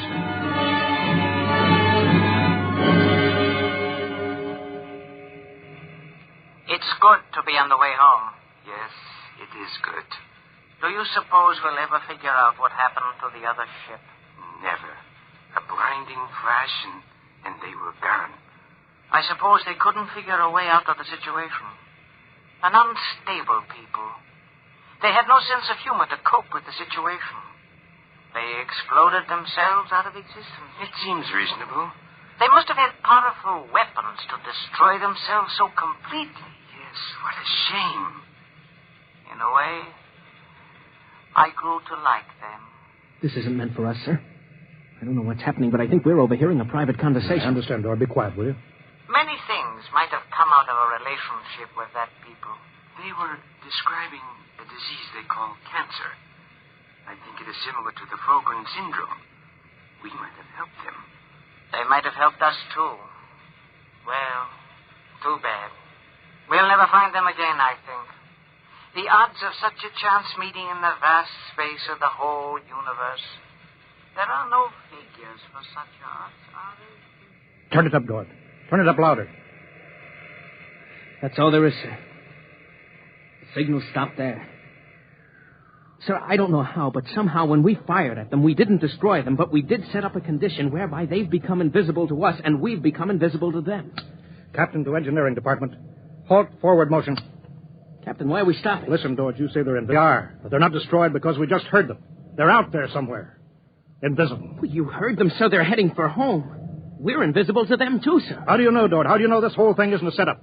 Well, suppose that's true, Captain. You heard their conversation. They weren't talking like any monstrous people. They seemed decent and warm, just as decent and warm as we are. How do you know this conversation wasn't planned, deliberately set up for us to hear? How do you know that, Dort?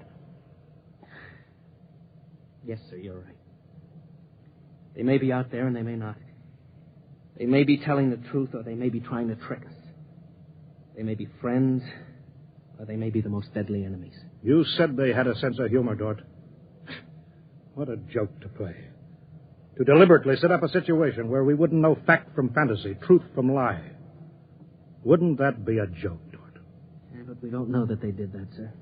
And we don't know that they didn't. We don't know anything. Sir, does that mean we never go home again? I don't know. I have to think about it. I have to think about it.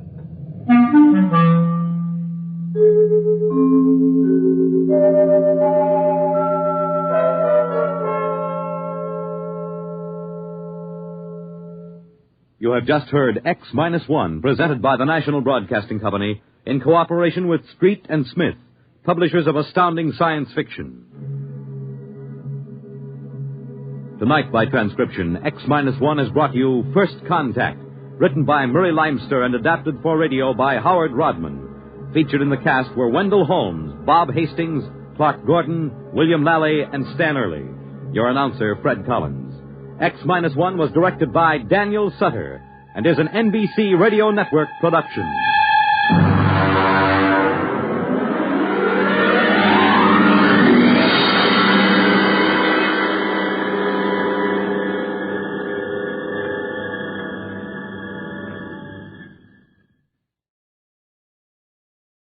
Next week at this time, over most of these stations, NBC will present This is Carnegie Hall, a special concert featuring the Symphony of the Air Orchestra.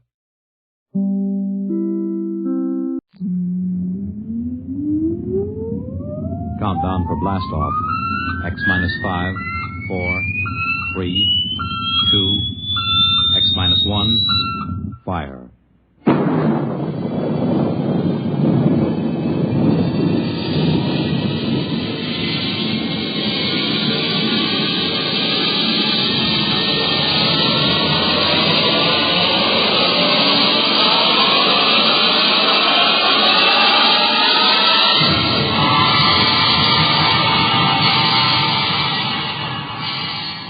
From the far horizons of the unknown come transcribed tales of new dimensions in time and space. These are stories of the future, adventures in which you'll live in a million could-be years on 1,000 maybe worlds. The National Broadcasting Company, in cooperation with Street and Smith, publishers of astounding science fiction, presents X-1.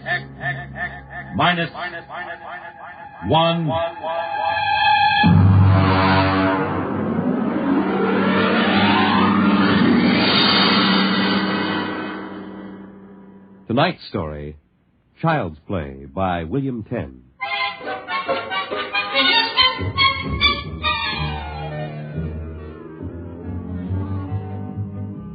My name, Sam Weber. My job, an attorney, and a pretty successful one, if I do say so myself. Maybe you won't believe it. My best friends find it hard to believe, but I used to be a completely different guy. Frightened, sickly, nearsighted, a real Mortimer Meek. No kidding. That was 10 years ago. The big change in me began to take place on a cold December morning in 1955. Just a moment, please. Yes, please. Weber? Yes. Samuel? That's right. Okay, Jack, step back. All right, fellas, bring it in. Just a moment. You must have the wrong... Watch it, Jack. Sign here. Is that for me? Weber, Garden Apartments. It looks like a coffin. I don't design them, Jack. I just deliver them. Sign here.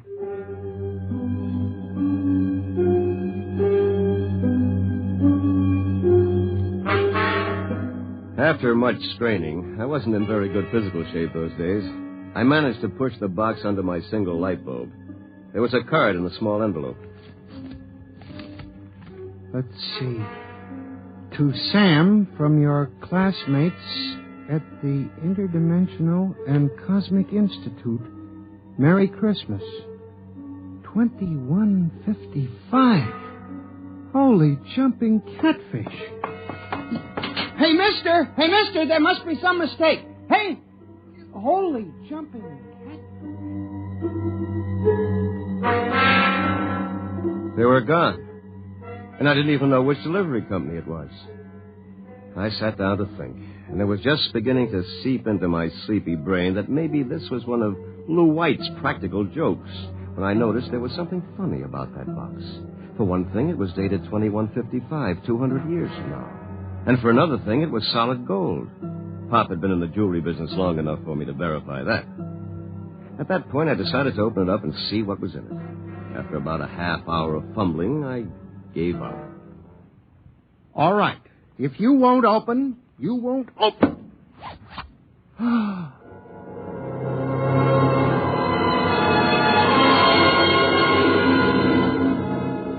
No sooner had I said the word open than it came apart like the skin off a banana. There inside was something resembling a high-powered kid's chemical set. Vials, jars, tubes, wires. You never saw so much scientific-looking junk in your life. And on top of it all was a book of instructions printed in mad green streaks. I opened the cover and read page 1.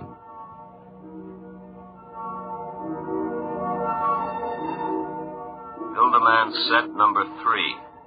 This set is intended solely for the use of children between the ages of 11 and 13. The equipment will enable the child to build and assemble complete adult humans in perfect working order. A disassemblator is provided so the set may be used again and again with profit. Refills and additional parts may be acquired from the Build-A-Man Company, 928, Diagonal Level, Blunt City, Ohio.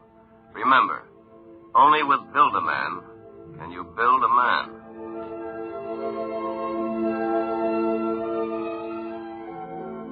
When I arrived at work that morning, an hour late, my brain was still reeling with the stuff I'd read in the instruction book.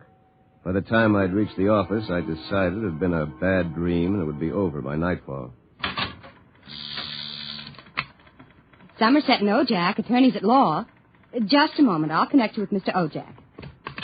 Oh, good morning, Mr. Weber. Good in your honor. I mean, good morning. I've got to get my mind off that book. Only with Build-A-Man can you build a man. It must have been a dream. Probably go home tonight and find the place empty.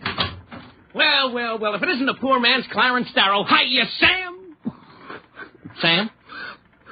Oh, hello, Lou. I come as bearer of sad tidings. You don't look very sad. Boss wants to see you laughing, boy. What about? Well, how should I know? Oh, and by the way, Sam, you'll be happy to know that I've just been promoted. I'm handling all the criminal stuff from now on. Congratulations. Of course, you know what this means for Tina and me, don't you, Sammy? Ah, cheer up, son. Tina's not for you anyway. Some got it, some don't. Me, I'm loaded. You? Ha! Nothing. So long, laughing boy.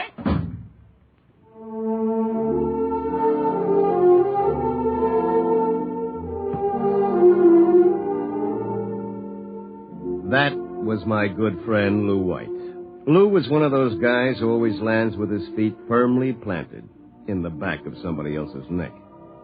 In the year I had known him, he'd already managed to steal the job I wanted, and he was now working on the girl I wanted.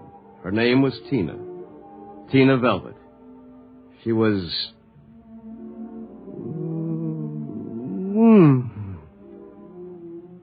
Good morning, Sam. Oh, good morning, Tina.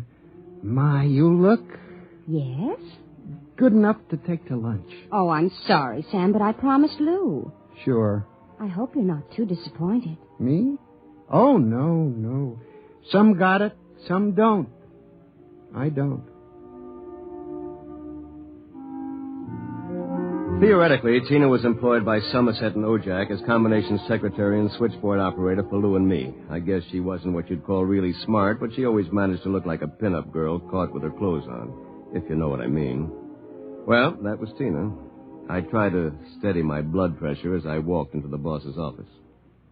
You sent for me, Mr. Ojak? Oh, yes. Sit down, Weber. Sit down. Thank you, Mr. Ojak. My boy, in this business, you've got to be aggressive. You've got to go out and create new clients. I don't mean ambulance chasing or anything like that, but you've got to show some zip.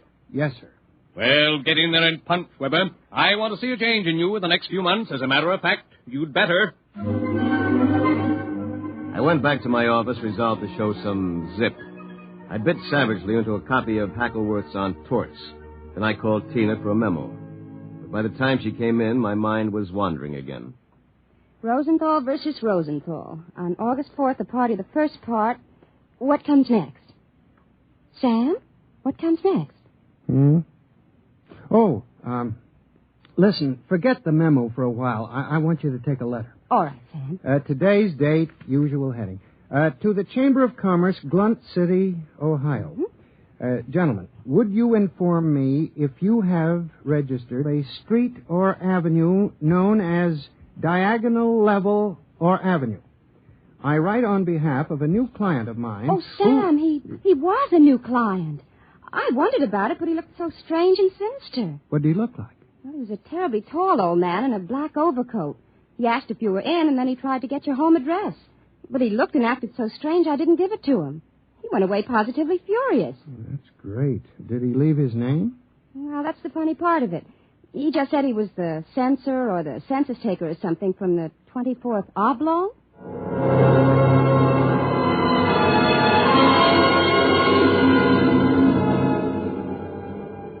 I left the office early and went home.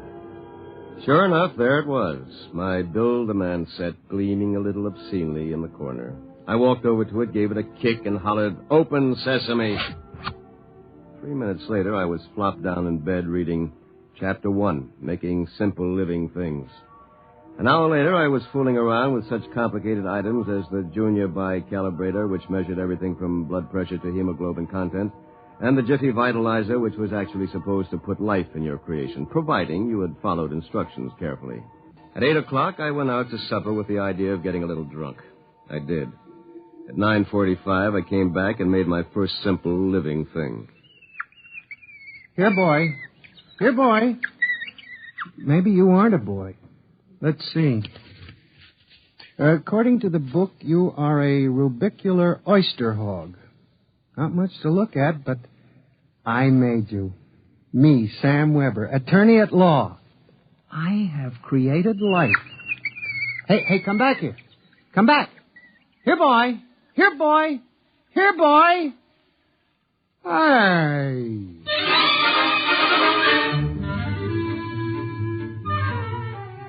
It was no use. My rubicular oyster hog, which was a cross between a field mouse and an oyster, had run out under the door and into the world. Next morning in the office, I turned to Chapter 2, Duplicating Babies and Small Humans. Assemble your mannequin, setting all molds to the indicated calibrations. To disassemble a model, use the disassemblator provided with the set. If you cannot destroy your creation, the law requires you to call the census keeper for your oblong. Good morning, Sam. Here's that memo on Rosenthal versus Rosenthal. Also a letter for you. Shall I read it? Please. Dear Mr. Weber, there is no firm at Blunt City bearing the name of Build-A-Man, nor do we have any thoroughfare called Diagonal. Sincerely yours, Thomas Plantagenet, Mayor. Well, that's that. Oh, by the way, your client was here again this morning, the ghoulish one. What'd you tell him? I said you'd be in later. Thanks. Will that be all, Sam? Yes. No. Are you doing anything New Year's Eve? Sam, I'm disappointed in you. What did I do? You haven't even noticed. Noticed what? The ring, silly. Third finger, left hand. What? Lou gave it to me. Well, Lou has plenty of zip. I'm sure you'll be very happy zipping around with each other. Oh, Sam. What's the matter? I don't know. I'm so confused. Hey, listen, what's going on in here? Tina just told me the good news about your engagement. She's crying with happiness. Oh, is that right, honey?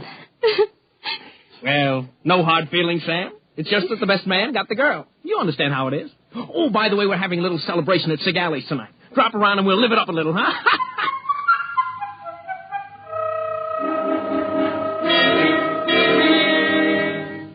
I went home feeling like a man who had been stuffed into a washing machine with the dial set at rinse dry.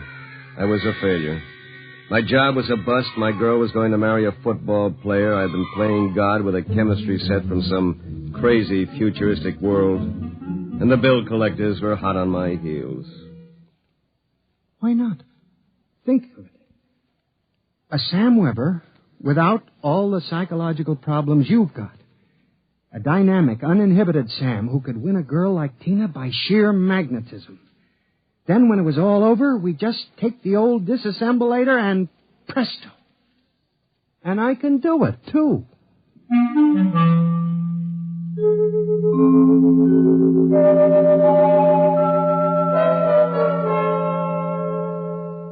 Chromosome content check.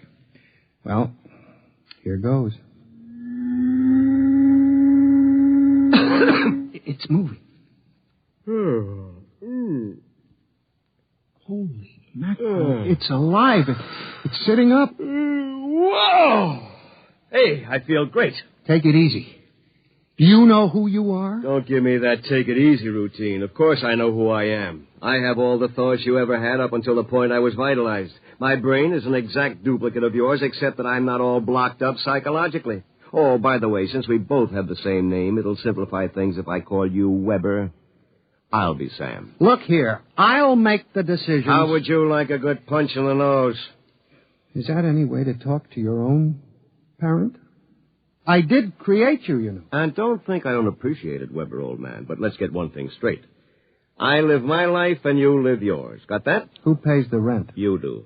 For a while, anyway. I haven't decided whether or not I want to stay in the law business. The law business? It'd be a shame to waste all that good training, though. We went to Harvard, didn't we? On the other hand, I want to spread out a little. Tina's the kind of girl to whom money is very important. Tina? What'd you expect? We're not quite the same, you and I. I've got zip. Don't use that word. Sorry. Now, how about some dinner? I'm starved. We'll have to go out. I'll need some clothes. Sorry, I only have this one suit. Fine, you can lend it to me. But what about me? I'll bring you a sandwich after I come back from Segali's. Segali's? You haven't forgotten, have you, Weber? We're invited to the celebration, Tina and Lou White. Only it wouldn't look quite right if we both showed up. So I'll tell you all about it. Now, come on, off with the suit. And no nonsense.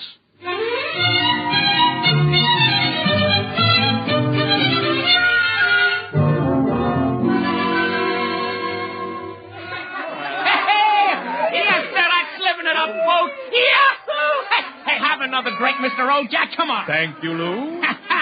Is everybody happy? Oh, Tina, honey, you having yourself a little old time? Well. The happy couple. Sam. Good evening, cats. Everybody's lit up like a Christmas tree, huh? Well, Sam, are you in the bag? Never touch the stuff, Lou, my boy. Never touch it. Hey, what's gotten into you, Weber? You seem different somehow. Well, I'll tell you. Ever since I had that talk with Mr. Ojack about myself... Oh, you remember, don't you, Mr. Ojack? Why, yes. You made me realize, Mr. Ojack, that I had a whole reservoir of untapped zip. And that's all it took, just like that. I'm a changed man. I don't believe it. It's an act. Why, you're nothing but a cream puff, and you always will be. Mr. Ojack, I think he owes me an apology for that. I should think so. All right, all-American boy, make with the apologies. Apologize? Why, for 2 cents, I belch. Folks, would you excuse Mr. White and myself for a few minutes? Coming, Mr. White. I'll be right back, honey.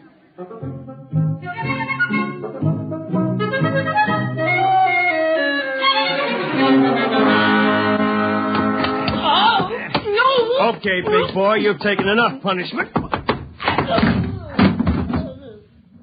Lou, don't kill him. He did... Oh, dear. He'll be all right in a little while, baby. Did you? I mean... Oh, Sam.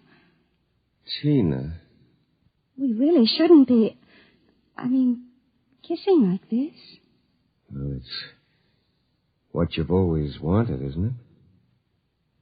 Well, isn't it? Oh, Sam.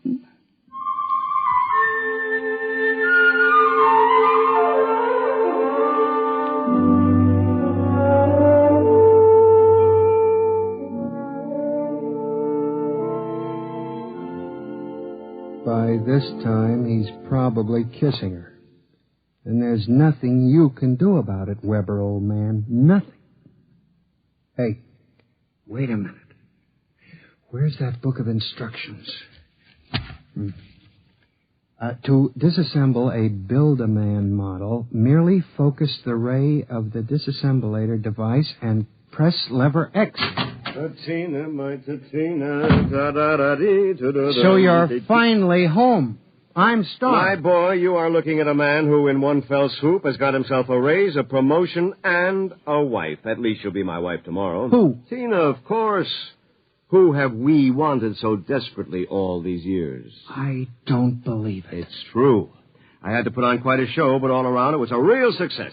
Mr. Ojack was so impressed, he called me aside and said he was going to give me a crack at some criminal cases, and if I made the grade, who knows, I may even accept a partnership. And what happens to me? I suppose I sit in this room with no clothes for the rest of my life. Oh, you'll be well taken care of, Weber. You've got it all figured out, haven't you? That's about it.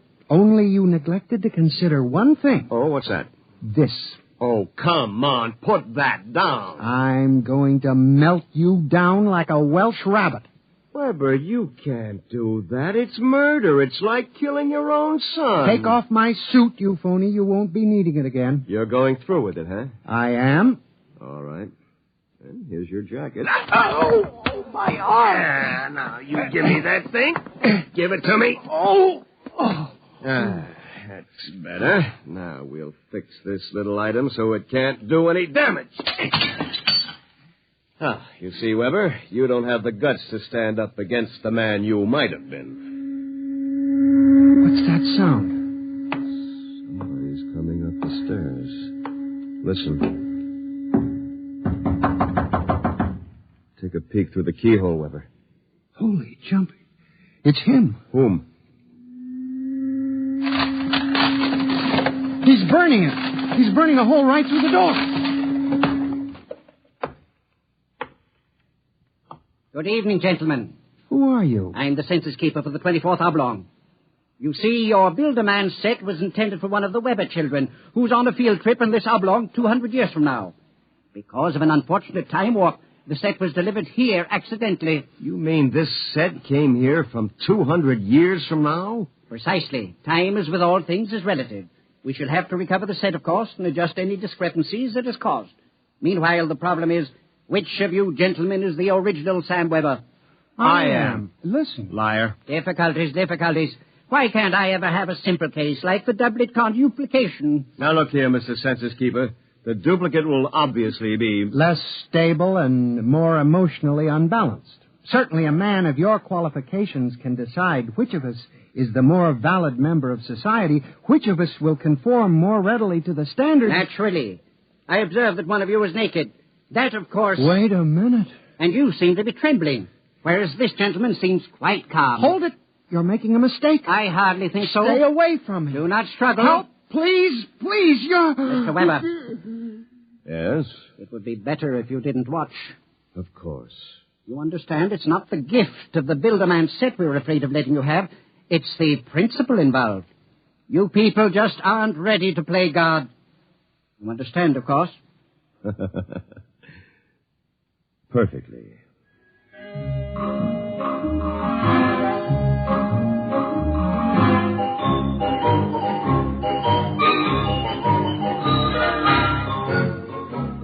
Well, that's my story. Within 10 seconds, the old Sam Weber had been completely dismantled and packed into the box. Tina and I were married, as you know, and I went on to become a full partner in the firm of Ojak, Somerset, and Weber. Oh, and by the way, Tina and I have been doing quite successfully what the old Sam Weber and his Build-A-Man set made such a mess of. We have 1, 2, 3 little conuplications. Sam Jr., age 4, Samantha, age 3, and Samina, age 2 months. Good night. You have just heard X-1, presented by the National Broadcasting Company in cooperation with Street and Smith, publishers of astounding science fiction. Tonight, by transcription, X-1 has brought you Child's Play by William Tenn, adapted for radio by George Lefferts. Featured in the cast were Bill Zuckert as the truck driver, John Gibson as Sam, Grant Richards as his alter ego, Peggy Lobbin was Tina, Ted Osborne played Mr. Ojak, Bob Hastings played Lou, and Guy Rep was the man from the Census Bureau. Your announcer, Fred Collins. X-1 was an NBC Radio Network production.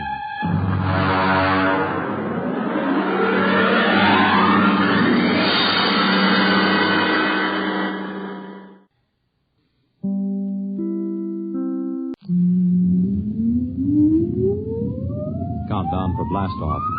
X-5, 4, 3, 2, X-1, fire.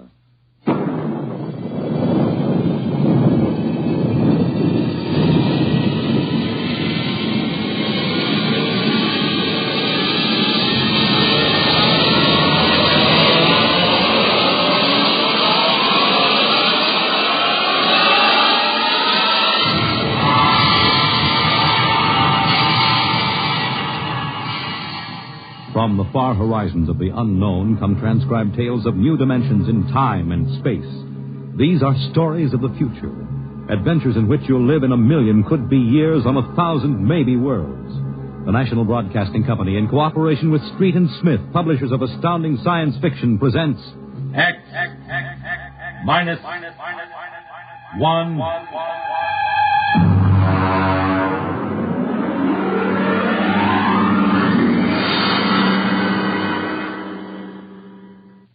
Tonight's story, Requiem by Robert Heinlein.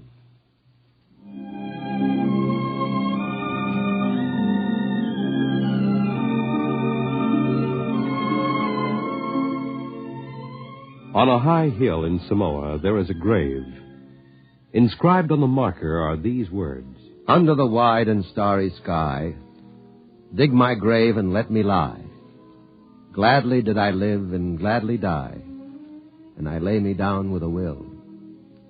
This be the verse you grave for me. Here he lies where he longed to be. Home is the sailor, home from the sea, and the hunter, home from the hill.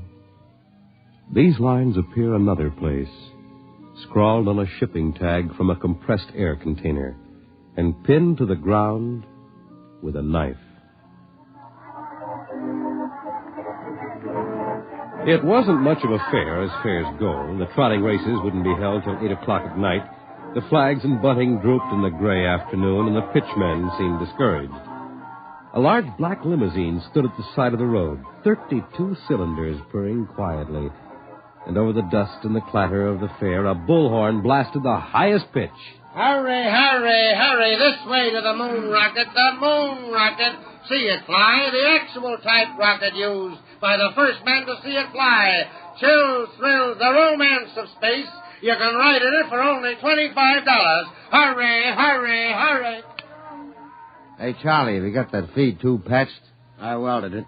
Good for maybe an hour. Oh, what a crowd. They wouldn't risk a nickel to see the sun blow up. Oh, Captain, excuse me, Yeah? Captain. Oh, yes, sir. 50 cents to inspect the rocket. One? Could you take a passenger this trip? You mean you want to go up? $25. That's right. Yes, sir, right away. Charlie, take the pitch. Step this way, sir. Look out for the feed lines. Oh, yes, I see them. Hey, Doc. Passenger for a checkup. Okay, Mac. Well, is this necessary? Regulations. Take off your coat, open your shirt, roll up your right sleeve. All right. How are things, Mac? Slow. We're not drawing as much as the cooch tent. They'll pick up tonight with the trotters. I'm ready, Doctor. All right, give me your arm. All right, breathe in. Breathe. Breathe. Uh-oh. Sorry, Mac. No go, Doc? Cardiac condition I couldn't certify. I'm sorry. You mean you won't take me up? He's the doctor. Well, I rather expected it. Sorry. Between you and me, we could have used the 25. Excuse me, Captain. Yeah? Could you and your engineer have dinner with me after your flight? Dinner? At my home. My car's over there. That's your car? The limousine? That's right. You serious, Mac? You want Charlie and me for dinner? Of course. Okay. Okay. Don't see why not? Thanks.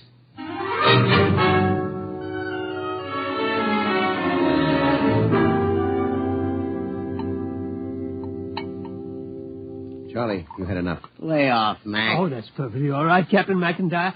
Cigar? Thanks. Light? Well, thanks. Yes, it's hard for me to see why any holder of a master's ticket would quit the Earth-Moon run. I didn't like it. Yeah, don't hand us that. It was Rule G washed you out. All right, so I took a few drinks.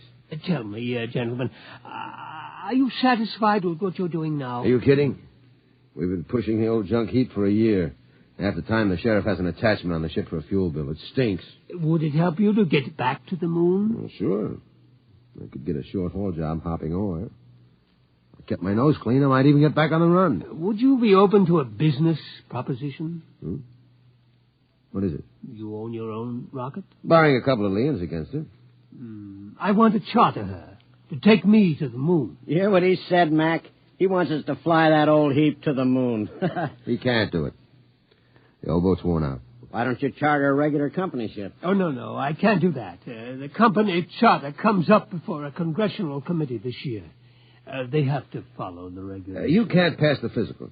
Now, if you can afford to hire us, why don't you bribe a couple of company medics? It's been done before. I know, but not for me. I'm D. Harriman. Harriman? You own the company. Hey, what are you giving us? I own a large percentage of the company, but the other directors won't permit me to jeopardize the franchise. You tie that, Mac. A guy with half the money in the world, and he's up a creek. Shut up, Charlie. Why do you want to go to the moon so bad, Mr. Harriman? Well, it's the one thing I've really wanted to do all my life. I'm maybe 50 years older than you. When I was a kid, nobody believed we'd really reached the moon. You've seen rockets all your lives. When I was a boy, they laughed at the idea, but I believed. I wanted the moon then. I used to stand in the backyard and stare at it.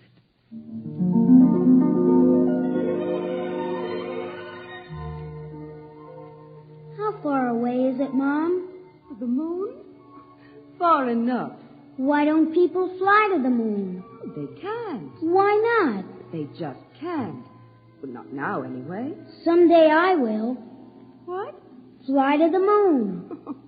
Sure. Now, come on, Belle. Inside. Way past your bedtime. There wasn't enough money for college, so I worked. Stock boy at the old Ford plant in Detroit, accountant, credit manager for a mail order house, then New York and Wall Street, and then transportation. The monorail line between New York and Chicago, the Atlantic Pressure Tunnel, and then Harriman rockets. Dell, I want to talk to you. I'm working, Charlotte. You talk to me now, Dell, or you may not get another chance. What is it? Fred Lott was in. You've sold out again. I run the business, Charlotte. Dell, I'm fed up with it. Up to here. I married you because I love you. I still love you, but I'm fed up. Now, what is it, Charlotte? We're not young anymore. Fred tells me you've bought into a bankrupt engineering firm. Sunk every nickel in it. Well, they own the Schwarzmiller fuel injector patents. I need them. How many times do we have to start over? I'm tired. I'm not asking for millions. Just a little life for the two of us. I didn't know about the divorce for a month. I lost the papers under a stack of blueprints and stock prospectus. That night I walked through the park, watching the full moon move across the sky. My old friend. I could recognize the wrinkles. Crisium, Mare fecundatus, Mare twinkulatus, the lunar Apennines.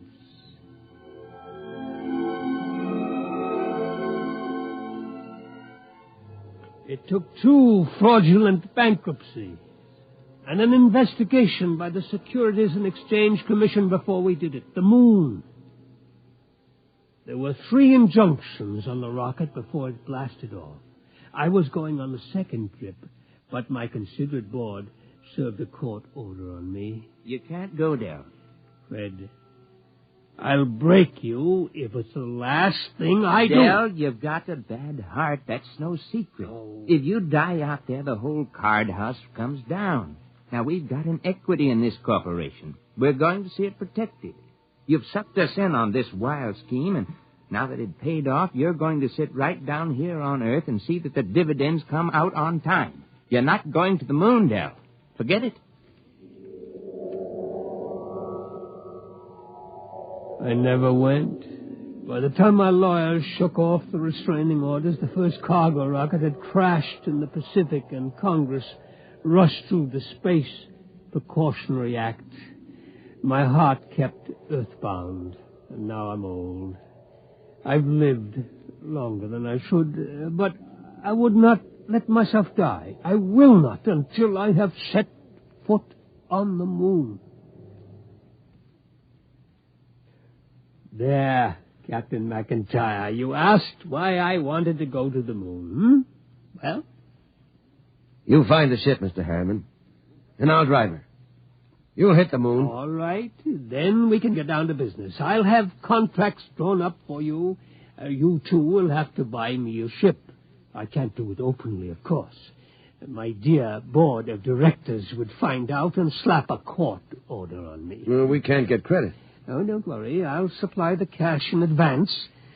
Pick some ship that can be fitted for the jump. A strato yacht, Apply for a strato license. Then after it's issued, you move to a piece of desert. I'll find a strip and buy it. You mean fit her out there? Yes. We'll install extra fuel tanks, change the injectors and timers for space flight. Charlie, you think you can manage the changeover without a dockyard and shops? Well, I'll have to have a load of power tools and a lot of time. It'll be haywired and spot welded. Just so it doesn't blow up when I slap the keys. It won't blow. Well, that's what you said about the last ship. Now, huh? cut it out, will you? I ask you, Mr. Harriman, that last ship was a junk heap and we knew it. Now, this'll be different. We're going to spend some dough and do it right. Ain't we, Mr. Harriman? You spend all the money you want. I'll see that you get it.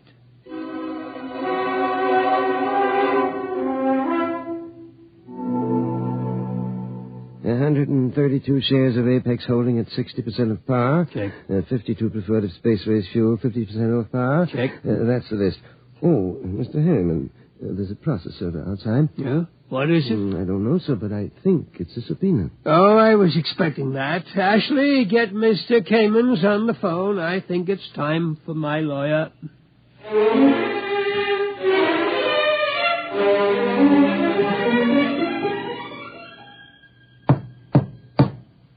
May it please Your Honor, counsel representing Mr. Harriman's relatives contend that his behavior for the past few weeks gives clear indication that a mind brilliant in the world of finance has become senile. They petition you to declare him incompetent and to assign a conservator to protect his financial interests and those of his heirs. May I suggest that in the last few words my opponent gave away his entire thesis.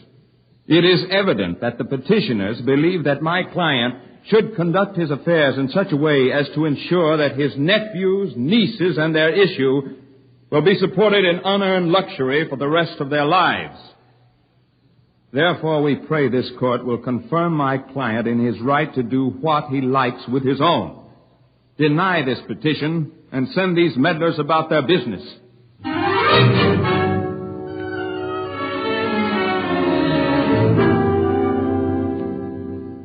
Well, Kamens, It could go either way. He might rule against me? He might. We'll know tomorrow.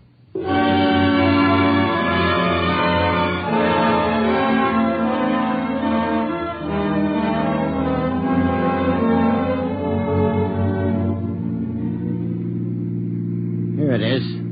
Eccentric millionaire disappears. Yes. You eccentric, Mr. Harriman? Well, they used to call me crazy, but that depends on your credit rating. A bench warrant under contempt proceedings has been issued. They won't find me out here. How is the work going, Charlie? My end's in pretty good shape. Well, are you ready to go? My nephews will have detectives out looking for me. Well, I could run those calibration tests tonight. Take till midnight. After that, it's up to the Commodore here. There she is, Mr. Harriman. That's the job that'll take you to the moon. It's a good ship, isn't it? Hey, Mac, stop the car. Yeah. All right. Oh. He's out? Look at him. Where's his medicine? Vest pocket. Here. Break the glass. Hold her on his nose. He looks lousy. Yeah. There. He's breathing easy. Come around soon. Mac, we ain't going through with this. Why not? It's murder. He'll never stand up under the initial acceleration. Maybe not, but that's what he wants to do. You heard him. I don't like it. He's an okay old buzzard. What do you want to do with him? Send him back to Kansas City so his no-good nephews can shut him up in the cellar? No, but... Okay, then. Now get out there and make your set up for those test runs. Get that ship ready to fly.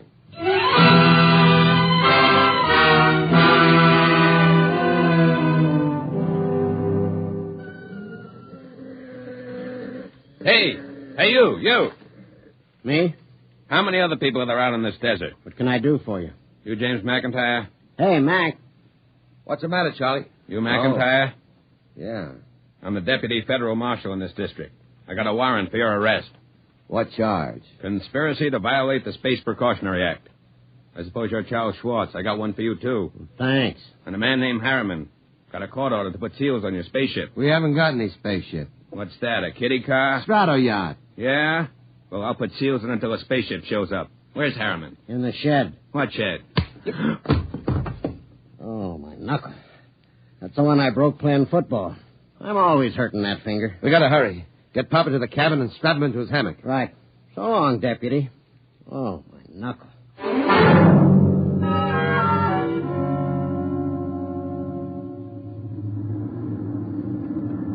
She's warm, Charlie. Everything set back there? How do I know? I didn't have time to run tests. Tough. You all right, Mr. Harriman? I think so, but these straps are tight. Have to be when we blast off. All set, Charlie. Give me control. Check. Test keys. 1 bank. Check. 2 bank. There's an auxiliary out. We don't need it. All right, boy, hang on. Let's go.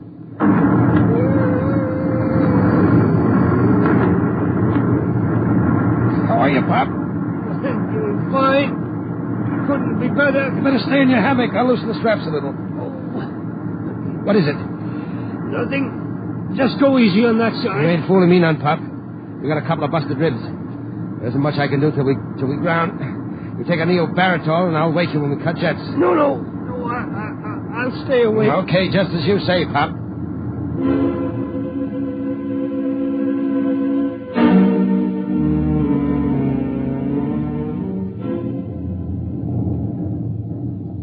She's on automatic, Charlie.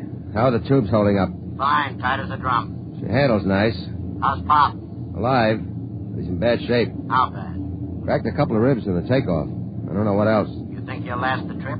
His heart was pounding like an off-time valve. Well, he'll last. He's tough. Tough. He's delicate as a canary. I don't mean that. He's tough down inside where it counts. Just the same, you better set her down awful easy if you want him alive. I'll make a full swing around the moon and ease her in an involute approach curve. It'll go fine if we got enough fuel.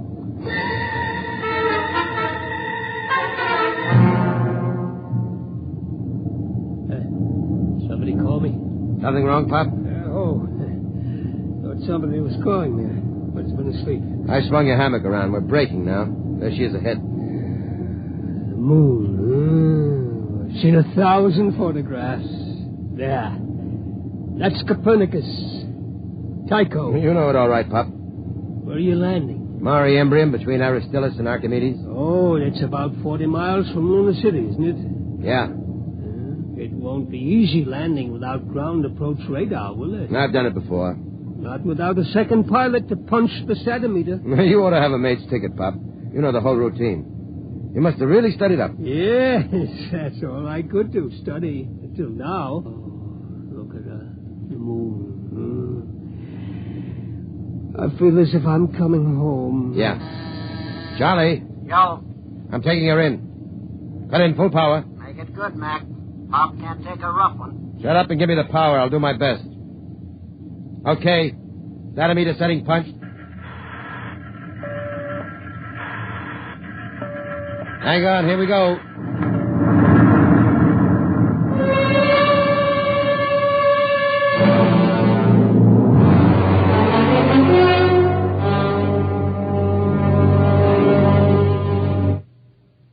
That was a lousy landing, Mac. Datometer drift. How's our passenger? Quiet. Now look. I wouldn't make any bets. That landing stunk. You shut up. I did my best. Hey, Pop. He's alive. There's blood in his mouth. He's trying to say something. Take it easy, Pop. We're down. Oh, where? Take it easy. Vacuum suits. Where are they? Steady, Pop. You can't go out there yet. We've got to give you some first aid. Give me that suit. What do you think, Mac? Might as well. Get the suit out of the locker. Yeah, we'll use the big one. Be more comfortable. Okay. Hurry. Okay, Pop. Easy now. Hurry. All right, pull it up. Seal these zippers, Charlie. Take it easy. All right. The helmet. Air diaphragm set? Check. Air valve? Set. Lift it on him. Don't hit him. There. All right. Come on, Charlie. Get into your suit, and we'll carry him out the back.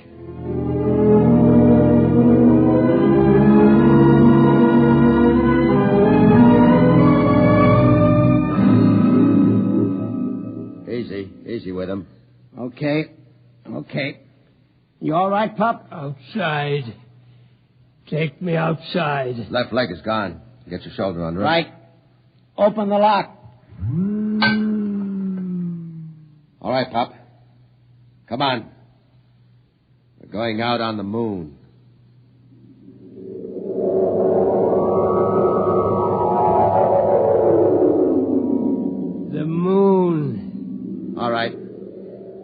Gonna leave you out here to look around while we get ready for the hike to town. You all right? The moon. We have to break out air bottles and rig a stretcher. It's 40 miles into the dome. Charlie, prop something behind his head. Okay. You comfortable, Pop? We'll be back soon.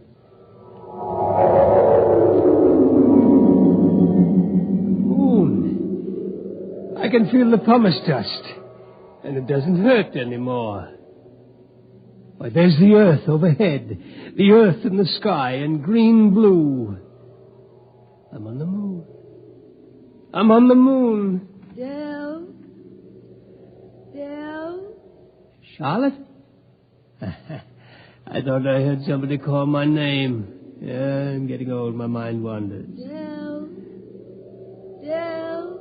Charlotte. Dell? That is you, isn't it? I made it, Charlotte. I'm on the moon. You didn't understand. You were afraid I wouldn't take care of myself. But I made it. I'm on the moon. I'm on the moon.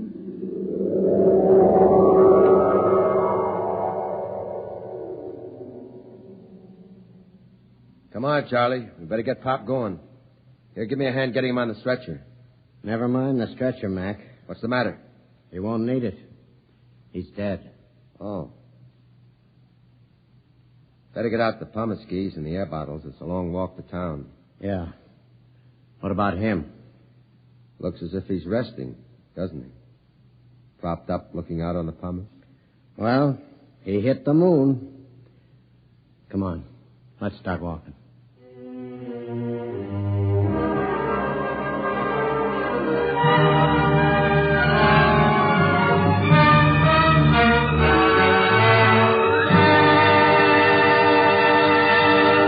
You have just heard X-1, presented by the National Broadcasting Company in cooperation with Street and Smith, publishers of astounding science fiction.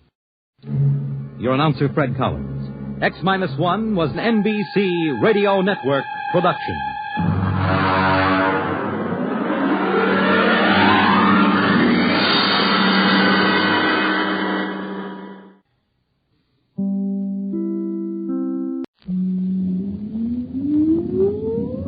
Countdown for blast off. X-5, 4, 3, 2, X-1, fire.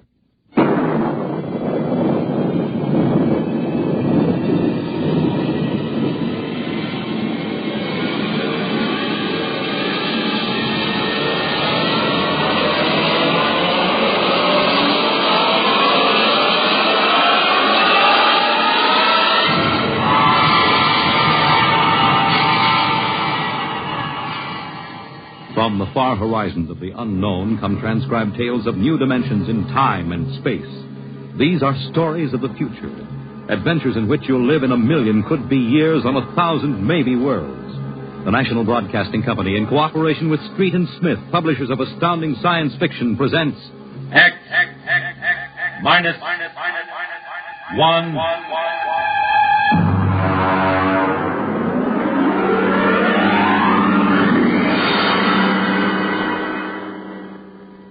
Tonight's story, Hello Tomorrow.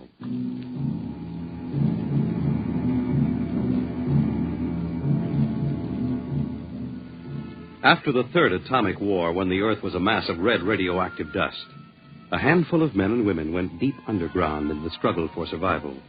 A new civilization was built deep underground, a civilization which must keep a ceaseless vigil against the deadly gamma rays which filter down through the Earth. A civilization where the prime consideration is the genetic survival of the race. It is to this civilization in the year of our Lord, 4195, that we take you now.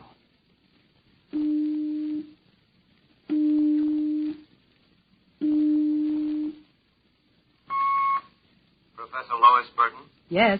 I have a call from the Director of Emotional Stability for the Third Oblong. Go ahead, sir.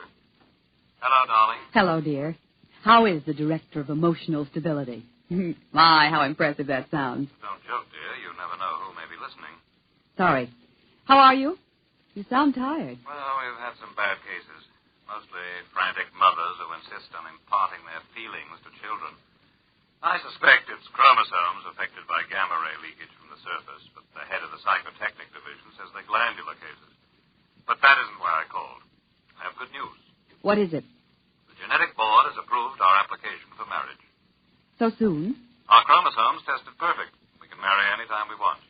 As a geneticist, you should know that our offspring should be 90 percentile of perfection. I know. What's the matter? You are happy about it, aren't you? Of course. Terribly happy. I'm coming right over to the lab. You'll have to give me some time. What's the trouble? No trouble. You know that genetic survey I've been working on? What about it? Well, I've finally gotten permission to study an actual living case, a specimen of imperfect genetic transmission. Really? They're bringing him, or it, up from the condemned cages on the lower level. You will be careful. There's nothing to be afraid of. The specimen is XJ12. It's been studied before many times and is quite well trained. Oh, there's my door signal. I'll have to hang up, darling. See you later. Yes? Professor Burton? Yes. I'm from the Phylogenetic Institute. Oh, you brought my specimen? May I come in? By all means.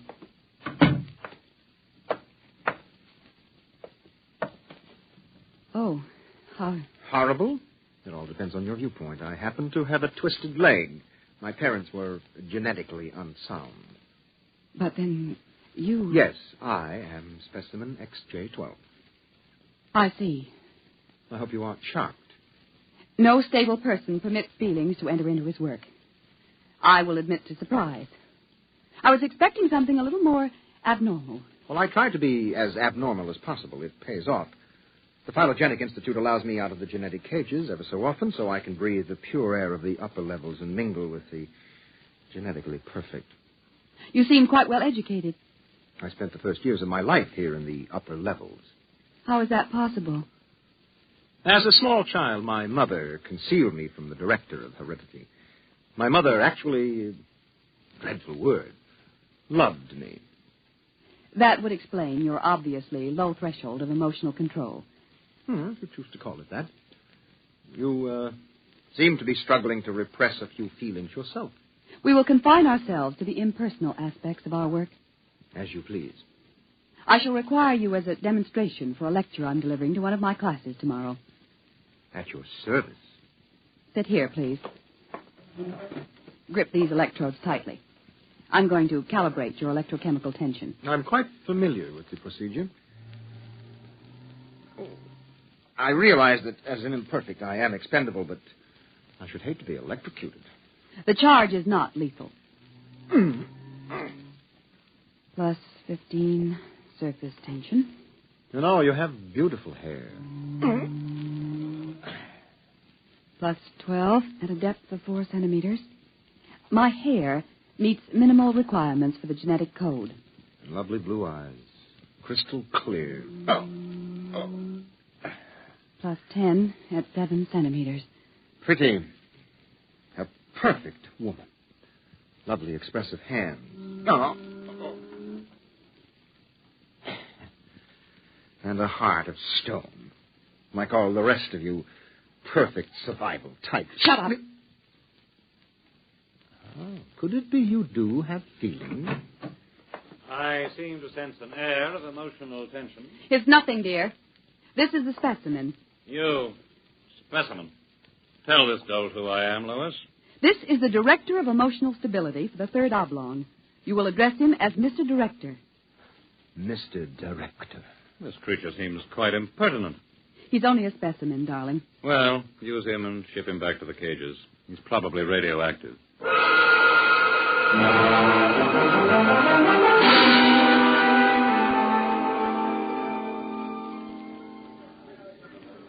Attention, attention. The next demonstration will be conducted by Professor Lois Burton of the Institute of Genetics. Her topic, the probability of radioactive damage in the chromosome heredity of imperfect non-survival types. Professor Burton. As you know, most imperfects are destroyed at birth. However, those who, for one reason or another, manage to survive are segregated in cages on the lower level for study purposes. The specimen we have today has been trained to tell in his own words about the factors in his upbringing.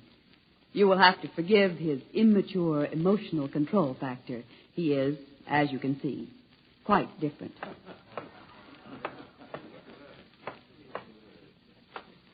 Specimen XJ12. You will proceed, please. Thank you. My mother was a psychotechnician in the Fifth Oblong. My father was an historian specializing in the records of pre-atomic surface culture. In the earthquake of 2170, apparently some hard radiation filtered down through the tunnels and penetrated the Fifth Oblong. The effect on my hereditary factors is quite apparent in this twisted leg. My father taught me in the last days before he was executed that every human personality is born with certain inalienable natural rights.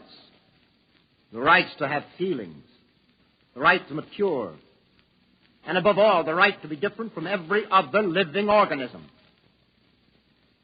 Because it cannot be otherwise, I submit to you, distinguished students, that the attempt by this society to abridge these rights is a violation of nature.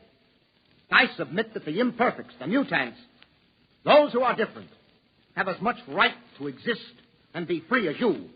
And I say, break open the cages. Stop him! Give us back the right to be individuals. Stop him! Oh! Perhaps that will teach you. Professor Burton, take this specimen back to your laboratory and confine him.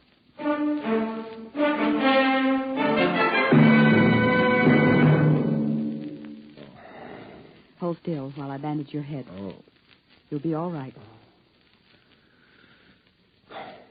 I suppose you detest me for getting you into trouble. I don't detest you. What? I don't know why, but as you spoke, something began to stir in me. Tell me what you feel. If I moved you, then I must have moved the others, some of them at least. For some reason, I took pride in what you were doing, seeing you stand up against them. Why do you look at me like that? I can't help it. I wish you wouldn't. You're only an imperfect, you know. Please. My name is Orrin. Please. Say it. Orrin. Orrin. Again. Orrin. Lois. Orrin. Lois. Lois. How touching. Walter. I've been listening for some time. Walter, how could you? In my capacity as Director of Emotional Stability, it is my duty. What are you going to do? Specimen XJ12 will be disposed of quite systematically by the state. For the good of the state, for the good of the genetic code, and in the name of emotional stability.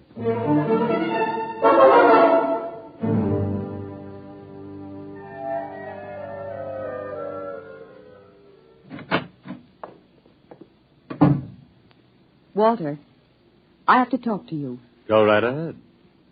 Walter, you mustn't destroy him. The specimen? Why not? He's emotionally unstable. You have to expect irrational behavior. Aren't you forgetting something, my dear? That you were responding in much the same manner? Or had you forgotten? You see, I'm having him liquidated for your sake.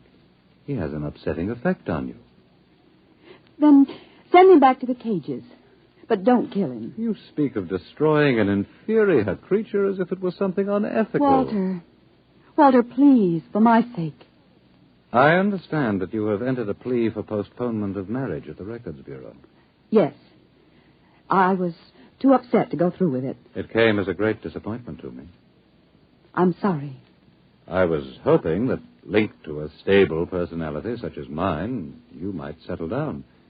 If you were married to me, I might even be persuaded to send him back to the cages instead of having him destroyed. Think it over. If I refuse? The choice is yours. Well, my dear? Perhaps you're right. I am. I suppose I ought to be rational about this. After all, he's an imperfect. I'm glad you've come to your senses. When can we be married? Tomorrow, if you like. The sooner the better.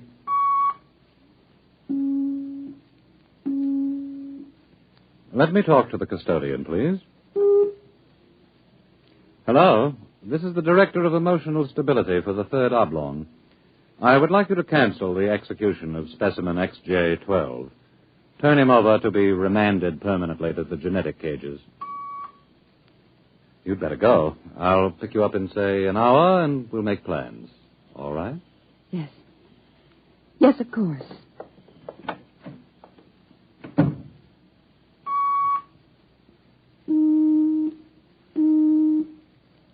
Hello. This is the Director of Emotional Stability again. I want you to cancel that last order. Proceed with the execution, but under conditions of absolute secrecy. No, don't use the lethal chamber. Take him through the upper level to the tunnels. Yes. Yes, I'll issue a pass for the radiation checkpoint.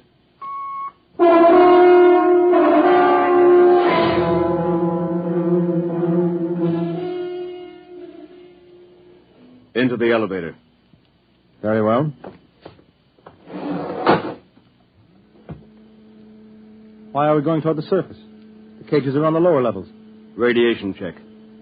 I've never done that before. New procedure.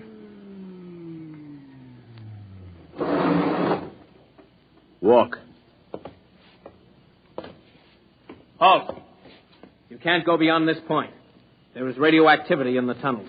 I have a pass from the Director of Emotional Stability for the third oblong. Special mission. I'll open the airlock. March inside.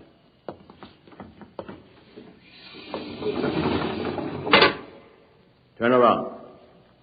So this is how they get rid of the imperfects. Now, before you dispose of me... Yes?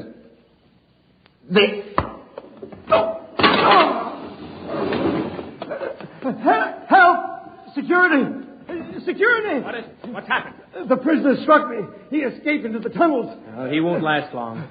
Can you go after him? I could send a robot, but it isn't worth the trouble. There's no way back from the tunnels except through here. The only other direction he can go is toward the surface. And the closer he gets, the hotter the radiation. No. I think you can consider your prisoner officially dead.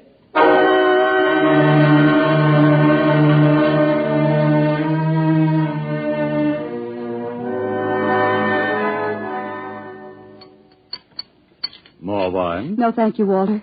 You look very beautiful, my dear. Very beautiful. Thank you. The wedding will be a small affair. The director of endocrine control, the chief of the security guard. Walter? Yes? Was he returned to the cages? Oh, now, why must you spoil it? Was he, Walter? Well, as a matter of fact, there was a little difficulty. Difficulty?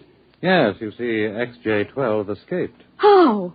Where? He struck a guard and ran off into the tunnels. The tunnels? But that's sure death. He's free to return any time he chooses. Now, don't become upset, darling. You planned it, didn't you, Walter? Stability, darling, stability. Stability. Here's what I think of stability.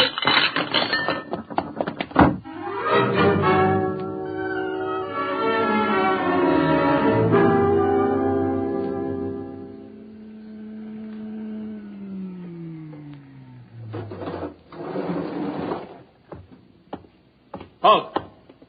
State your business. I'm Professor Burton of the Genetic Institute. You can't go into the tunnels, Professor. You'll have to let me by. I'm the fiancée of the Director of Emotional Stability. Oh, I suppose you're after the one who escaped? Yes. He's quite dangerous, I understand. I'm well armed. Wouldn't it be better to send a robot? I'm quite capable of handling him. He was my subject. All right, miss. It's your risk.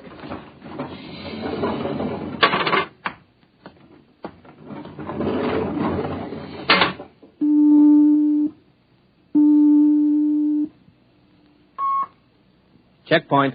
This is the Director of Emotional Stability. Yes, sir. If Professor Burton tries to pass the checkpoint, I want her taken into custody. Professor Burton just passed her. She You said that... idiot! But, sir, she said that I she don't had... care what she said. Stop her. Send robots after her. Get her back. Yes, sir. At once, sir. Robot control.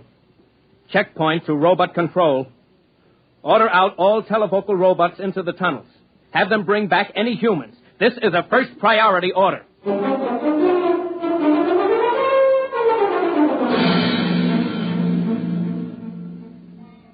Oren! Oren! Oren! Oren! Oren! Oren!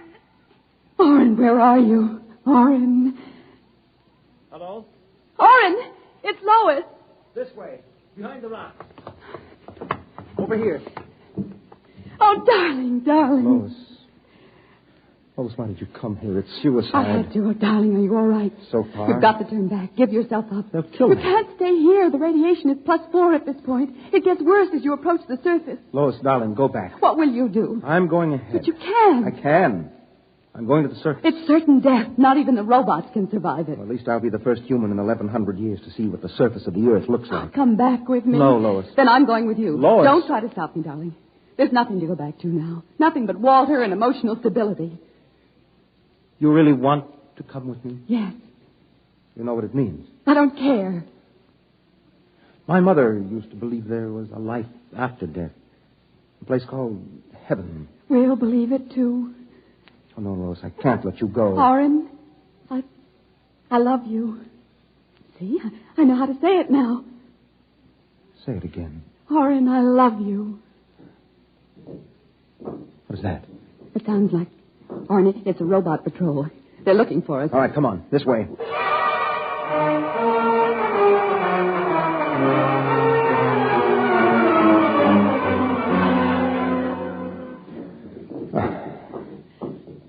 Oren, wait. It can't be much farther, darling. The robots. They're coming. I can see their lights now. Listen, they stopped. The lights are swinging round. Oren, they see us. Come on. Look, Lois, look ahead. You can see the lights reflecting from something. It looks like a lead door. Come on through. There must be some way to close it. Oh, yes, here. Let me help.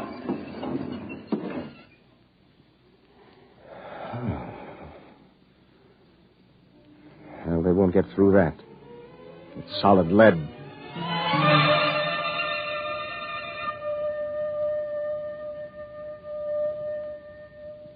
Oren, I feel so strange. Where are we? I don't know. Look, up there. A huge round light. Lois. Yes, Oren. Lois, that's Luna, the moon. We're on the surface. How strange and red everything looks. How it glows. It's the radioactivity. Quiet and peaceful.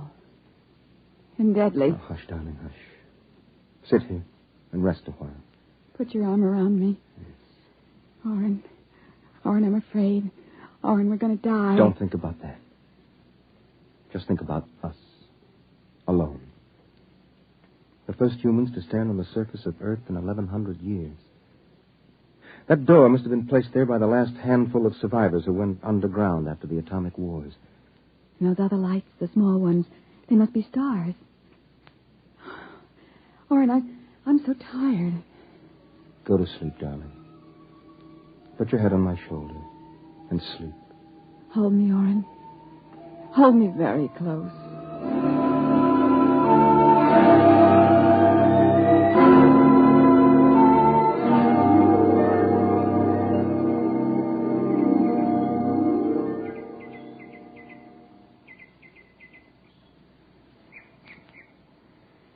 Oren.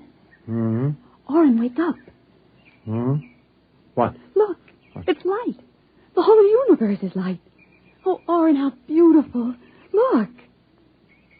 This must be the heaven my mother talked about. See the plants? All green and fresh. And the birds. How strange they look. Lois, this isn't heaven. But we must be dead, Oren. We should be dead. The radiation. By all the laws of nature, yes. By yet... all the laws of nature. Oren. Oren, we're not dead. This is Earth. And we're alive. We're not going to die. But, Lois, the radiation, it's present. You can see its effect. Oren, did you ever hear of geotropism? I'm not a geneticist. There is a natural law of adaptation by which an organism will try to adjust itself to its environment by changing. It's called geotropism, don't you see? No. All these generations we've been bombarded by radiation filtering down through the Earth. Each successive generation must have inherited some degree of immunity. But... Oren, it can't hurt us. Don't you see? We're immune. We're probably the first generation to inherit sufficient immunity. But, darling, if that's true, then we can transmit that immunity. We can pass it along to our children. And they to their children. Come on. We'll have to find food and water. The practical life. Wait a minute. What are you doing with that rock? I want to scratch something on the outside of this lead door.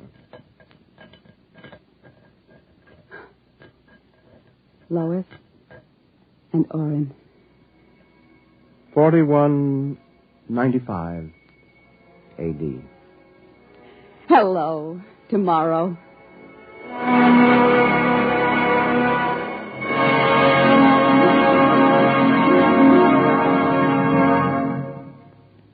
You have just heard X-1, presented by the National Broadcasting Company in cooperation with Street and Smith, publishers of astounding science fiction.